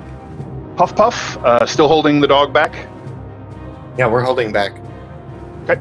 And the bear. Well, all right, so the bear comes in and tears his claws into this into this guy, there's a sickening sound of ripping flesh and tearing cloth, and he spins down to the ground dead. Treasury. And so I believe that is that. You know, that bear always seems to finish off the fights that we start. He's been Yeah, Josh. No, I was just gonna say, like, wait. I for a second I misheard, and I thought the bear had died. I was like, oh, this is not okay. No. The bear killed the Nothing bandit. can kill the bear. I don't. Okay. Can we not put the bear in harm's way again? Because that's it looks pretty. And he like looks at the bear and it's like bleeding, and he's like, I think it needs a break. Bear's done a lot for us recently, but let's loot everyone for everything that they have, and maybe cut off some more heads. Kari looked at you angrily. I've got a long shelf that I need to fill, Carrie, and I'm not going to go and buy my heads. Do you think I'm a fool? I'm not your interior All right. decorator. So Now you are. You are amongst these guys, it looks like they're not carrying any treasure on them beyond their equipment. The one thing they have that you haven't seen yet are light crossbows. So there are a number of light crossbows scattered amongst them, and probably a total of 40 crossbow bolts. Oh, I learned how to use those back at school. Do you mind if I take one of these, you all? Can I? Do you mind? Yeah, go ahead. I'm like picking up my daggers and like we replenishing can them. kill him. Seems right that it should be yours. Sure. Yep, you can retrieve your daggers. Those of you who fired arrows, you can retrieve half of the spent arrows. Okay. And then I would look for the secret door that's drawn on the map. Yeah. Okay, so given that the location of the secret door was essentially revealed to you, I'm not going to make you make a check. You just spend a little time searching, and you find another similar mechanism to the one that you located on your own in that throne room. You find a little section of wall that looks like it's a concealed switch that you're pretty sure will release the door when you press it. Okay. All right, door pops open. So looking into this room, this one is fairly large. It's about 20 feet long and then maybe 30 feet wide. There are no frescoes covering the walls here. It's just bare stone. And then scattered around the room are wood and iron chests of all different sizes. Many of them have been opened or smashed, but you find one of them after a cursory search that is made entirely of iron. It's like an iron strongbox, and it has a heavy lock on the front. I take out my key that I have around my chest, and I go try to open it. Okay, would you like to roll for it? What do I have to roll again? It has a 5% chance, so if you just want to roll a d20, and on a 20 it opens. All right. Oh, Nope. All right. So you take the little silver key, I believe it was a silver key, off your neck, and kind of fiddle with the lock, but it doesn't look like it fits. Oh, okay. Well, that didn't work. Did anyone have a key on them? No one had a key on them, unfortunately. Does it look dwarven in made? Or does this look more? Yes, it does look Okay. like it sort of matches the other things that are in this room, the other chests and boxes. Okay. Well, do you guys know how to open this? Can you? Anyone could attempt to make could attempt to use thieves' tools to try and open it if you have such a thing,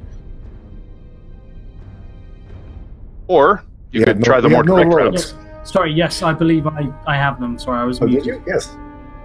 Okay. Yes. So you could make a dexterity check with your thieves' tools, adding proficiency if you are proficient in them. Oh, yeah. That's right. It's bounty hunter. Duh. I'm not unfortunately proficient yet. All right, so it's just a straight dex check then. Plus A 4 12. from my bless. That doesn't apply to ability checks. Just attack rolls and saving throws. Okay. So that does not open. Would you like me to try to smash it? Well, I was gonna follow up. If you do like your chilling grasp on the lock and get it cold, maybe we can break it. Actually, because chill touch isn't actually cold; it's necrotic. It is necrotic damage, yeah. And I believe it specifically has to target creatures. Okay. Now, ice knife. That's a creature. spell Yeah, slot. Ice Knife says creature as well, and it's a spell slot, which I wouldn't want to use. Right. I can just try to smash it if you'd like. Just hit it with some shit. But here's Yeah, one like, of the scimitars. I mean, if anybody has something like a crowbar, you could try to break the pry the lock off, or attack the lock, damage it. I also have a crowbar. So Okay. I'm making sure the door's shut while we're making all this noise. Okay, sure. The outer door and then our secret door. Yep, no problem. You shut both the doors.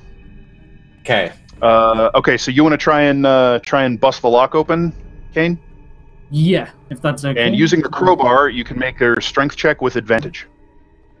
I will do just that for an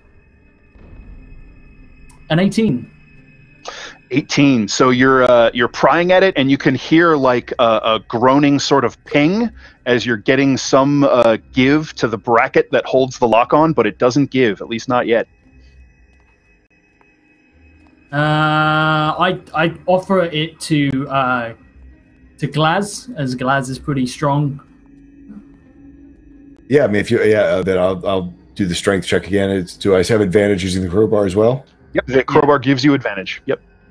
Okay. That's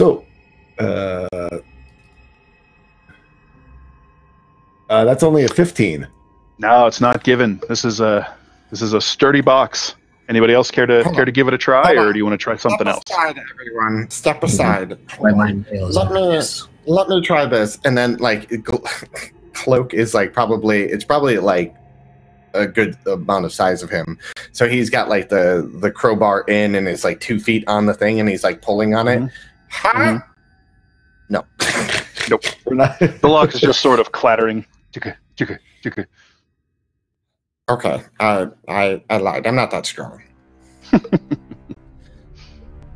All right, so Ari's you sort of going like to- all of you just sort of look kind of grumpily at this heavy iron chest that you're having a great deal of difficulty breaking into.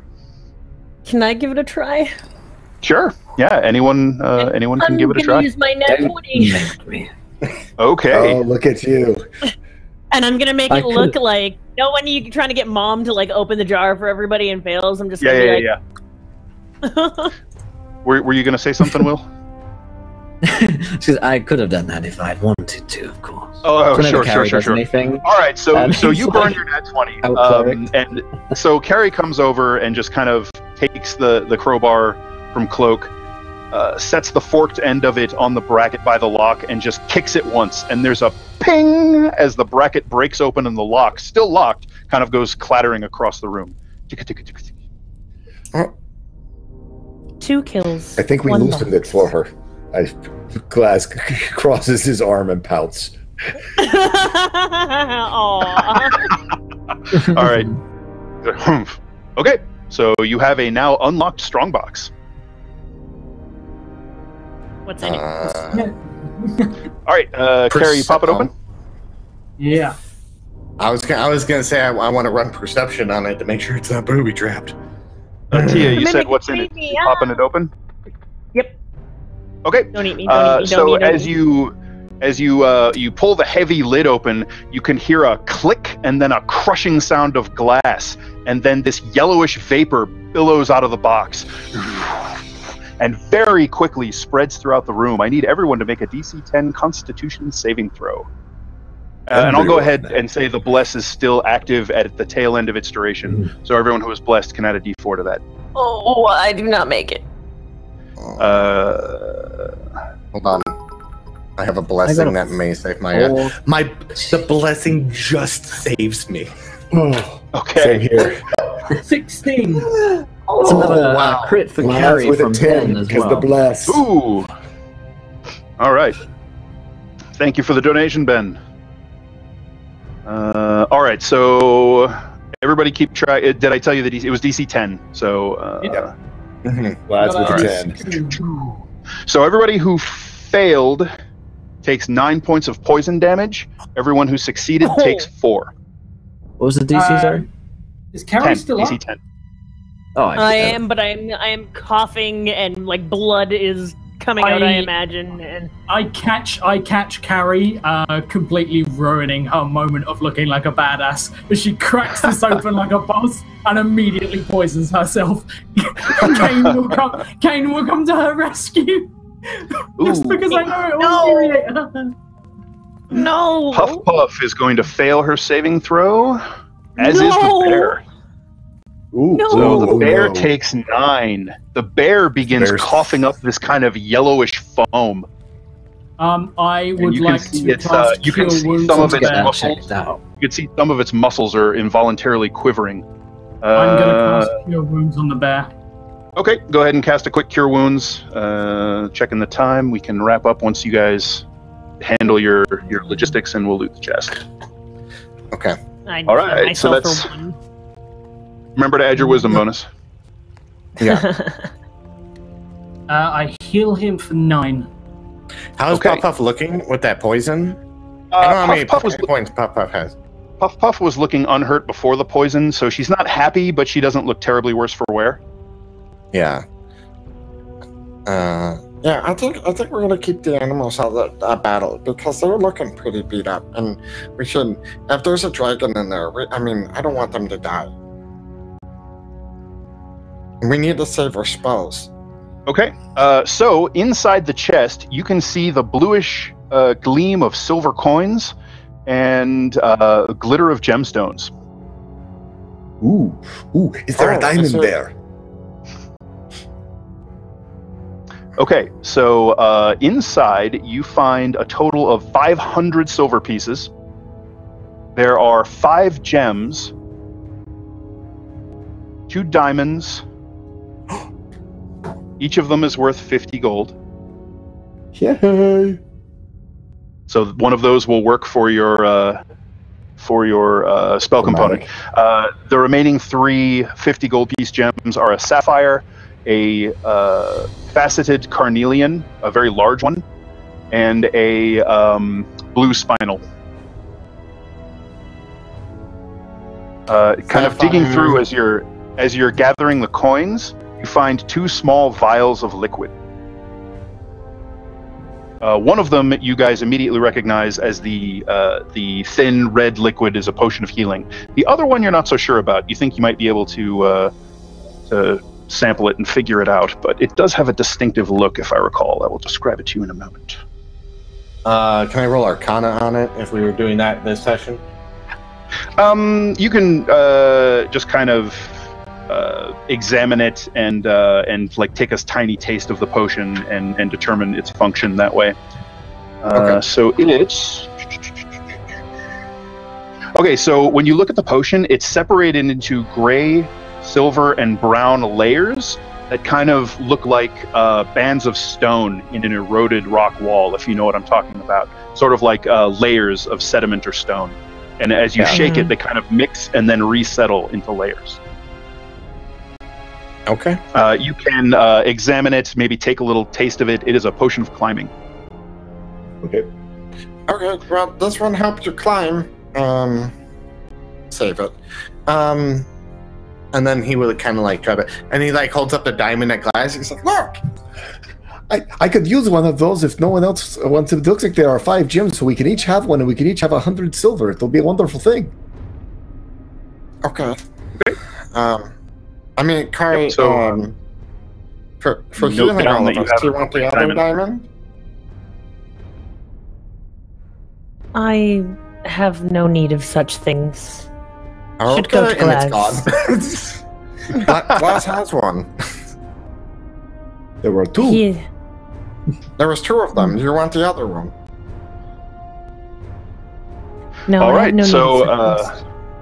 with the treasure dealt with and the trap weathered for the most part, I think that is where we will stop for this evening, and we will pick up further exploration of the halls of Everforge next week.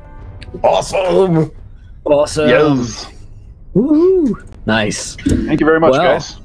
Yes, thank you Yes. guys. Thank you guys for watching, of course. That is where we're going to end tonight's episode of The World's Tree Burns. If you want to catch up, you can do on YouTube and, of course, via podcast. If you're listening on podcast now, well, then well done. You've already made your way there. You can do so via the Tome Show They have a website, latomeshow.com, and I think you can go onto iTunes and other podcast app providers and search for Latome Show, and you'd probably be able to find us on there as well. I think some people had a problem like searching for the World Tree Burns on iTunes because it doesn't pop up like that. So just go to Latome Show's main feed, and that's where you'll be able to find it in case you're looking for that. In fact, there'll be a link in the YouTube description. That would be a clever thing to do. But hopefully you guys enjoyed tonight's show. I certainly had a blast. And again, thank you to Cobalt Press for sponsoring today's show. Go to cobaltpress.com, check out all of their amazing Midgard books and materials, and play some of your own games of Midgard, perhaps. And if you're looking for folks to play games with, be sure to jump into our Discord. That's not at all how you spell that. Encounter Roleplay Discord is looking for games and sign up for games. We can come along and play exactly that, games. It's a lot of fun. But let's go around the cast and crew. Did we enjoy ourselves? And of course, where can we find you guys online? Let's start with our Dungeon Master, Mr. Dan Dillon. Dan, what do you think? Hey, everybody. I'm Dan Dillon. You can find me on Twitter at Dan_Dillon_1. I had a great time as always. I love this cast of players. You guys will just kind of take the ball and run with it, which makes my job easy a lot of the time. So there are a couple of things I just want to assure the viewers who have donated for things to happen. I'm not just going to willy-nilly throw like magic items out of the sky falling on people, but rest assured, every time you guys donate to give something to one of the players or for cool wild magic surges to happen, I'm taking notes and I'm building them in for them to locate. So trust me, your investments are well spent. They will happen. They will be awesome. Yeah, I like I like exploring these halls, and I'm really enjoying seeing your guys' approach to how you're going to make your way through here. I was not necessarily expecting you guys to interrogate one of the bandits, so when you captured one last week, that was kind of an exciting twist that I think gave you guys. I mean, it was a good call. It gave you a cool avenue that you know that there's these secret corridors that lead around at least one side of this complex that you can now exploit. So that's fun. Yes, absolutely. Great work as always, Dan. Thanks so much. Be sure to follow Dan on the Twitters to keep up to date with what he's up to. McCloken, same questions for you, my friend. Well, I like long walks on the beach and listen to Deflator Mouse and dance the night away. So that's from Mallrats, if you guys didn't remember that movie. Which I love that movie. So hi, I'm McLoken. I'm a fantastic tabletop content creator. I'm wearing a Twitch partner t-shirt. I am not partnered anymore. That is news that I haven't really announced yet. Hypocrisy. I'm wearing irony. So I do a bunch of tabletop content here on. I'm on a bunch of shows here on Twitch. Tomorrow is the first day of my show Chosen being on Mixer. We're going to be under the banner Story Quest. So I'm super excited for that and starting D&D content on Mixer. You don't see too much of it, and they're excited to have me on there. So yeah. Other than that, yeah, that's me. Follow me at Twitter at McLoken, and I say smart ass things, and then Tia shakes her head and judges me. Excellent. Thanks so much, McLoken, as always. And yes, Tia, same questions for you. This was actually my favorite episode of World Tree Burns playing it. There was a lot of good stuff that happened, a lot of character development. I love Glaz and just his mannerisms. I've gotten to play with Tall Skull a little bit in a couple of different games, and it's just such a completely different character for him compared to what he usually plays, the stoic or the. So it's really fun. But yeah, I really liked this episode. I like the level of involvement that we had this time around. It's good stuff. Absolutely. Oh, and follow me on all the things right here, which I'm going to post. There you go. Good idea. Great stuff. There you go. Tool School, same questions. Oh, I mean, I love Midgard. I'm having a blast with Glaz. I love with this cast, the stuff that Dan's doing. Seeing all these things come to life is just amazing, as I have been a huge fanboy of Cobalt Press for a long time. And just can't wait to keep on playing it. As far as me, you can find me all over social media as Tall Squall. And today I had my big announcement. I am starting to write and publish some stuff out to put onto DM guilds. We're just getting started. Watch these posts that I'm putting into the chat for updates as we launch our new little venture called Bird in the Storm Publishing, and we will be having some playtest materials at Gen Con for people to grab and play with their friends, as well as some swag and things like that. So hope to see you guys around the interwebs, and keep an eye out for Bird in the Storm as we try to get one of my little homebrew worlds out into your world. That's awesome. I can't wait to see your stuff, man. Thanks, man. Amazing stuff. Thank you, Tool School. And last but not least, Mr. Encounter Josh. You're muted, Encounter Josh. God damn. Throw it out. It's always fun to be able to the whole speaking for the bird thing is super creepy, and I'm chatting to Dan about sort of creepy stuff that I can do with it, and I just love the opportunity to just try something completely different. Well, this certainly gives me the opportunity to. I love all the additional rules that Kobold Press puts out there for you to play around with. For example, the fact that like that attack against me that was like a really good solid 23, being able to parry like an actual sword fighter is a super cool thing that they sort of introduced. So I love stuff like that and being able to muck around with that. And it'll be. My name's Encounter Josh. You can find me on Encounter Roleplay doing crazy shenanigans just before this on Long March, and I'll see you guys around. And I'll just throw out that if anyone watching or listening wants to check out those weapon rules, they're in both the Midgard Heroes Handbook and also in a standalone book called Beyond Damage Dice, if you guys want to check that out. Cool stuff.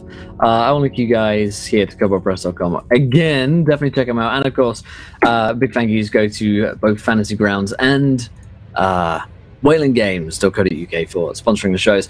You'll see us again live tomorrow at a time of 1 p.m. Eastern, and that's for Call of Cthulhu Doors to Darkness. They have found the Necronomicon, and the world is therefore going to end, no doubt, as more and more of my cast go insane and die, which is always the plan. I'm going for my triple kill on Pruitt, so that's going to be fun. And then of course we've got Warhammer Wednesday Beneath Dark Boughs at 4 p.m. Eastern with Jim Davis of WebDM in the DMC, and then Star Wars Rise of the Dark Side at 7 p.m.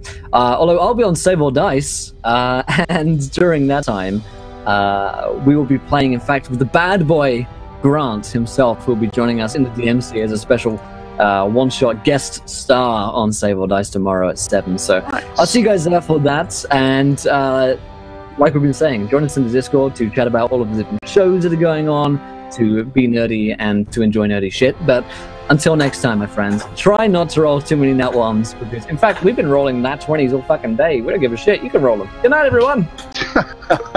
Good night.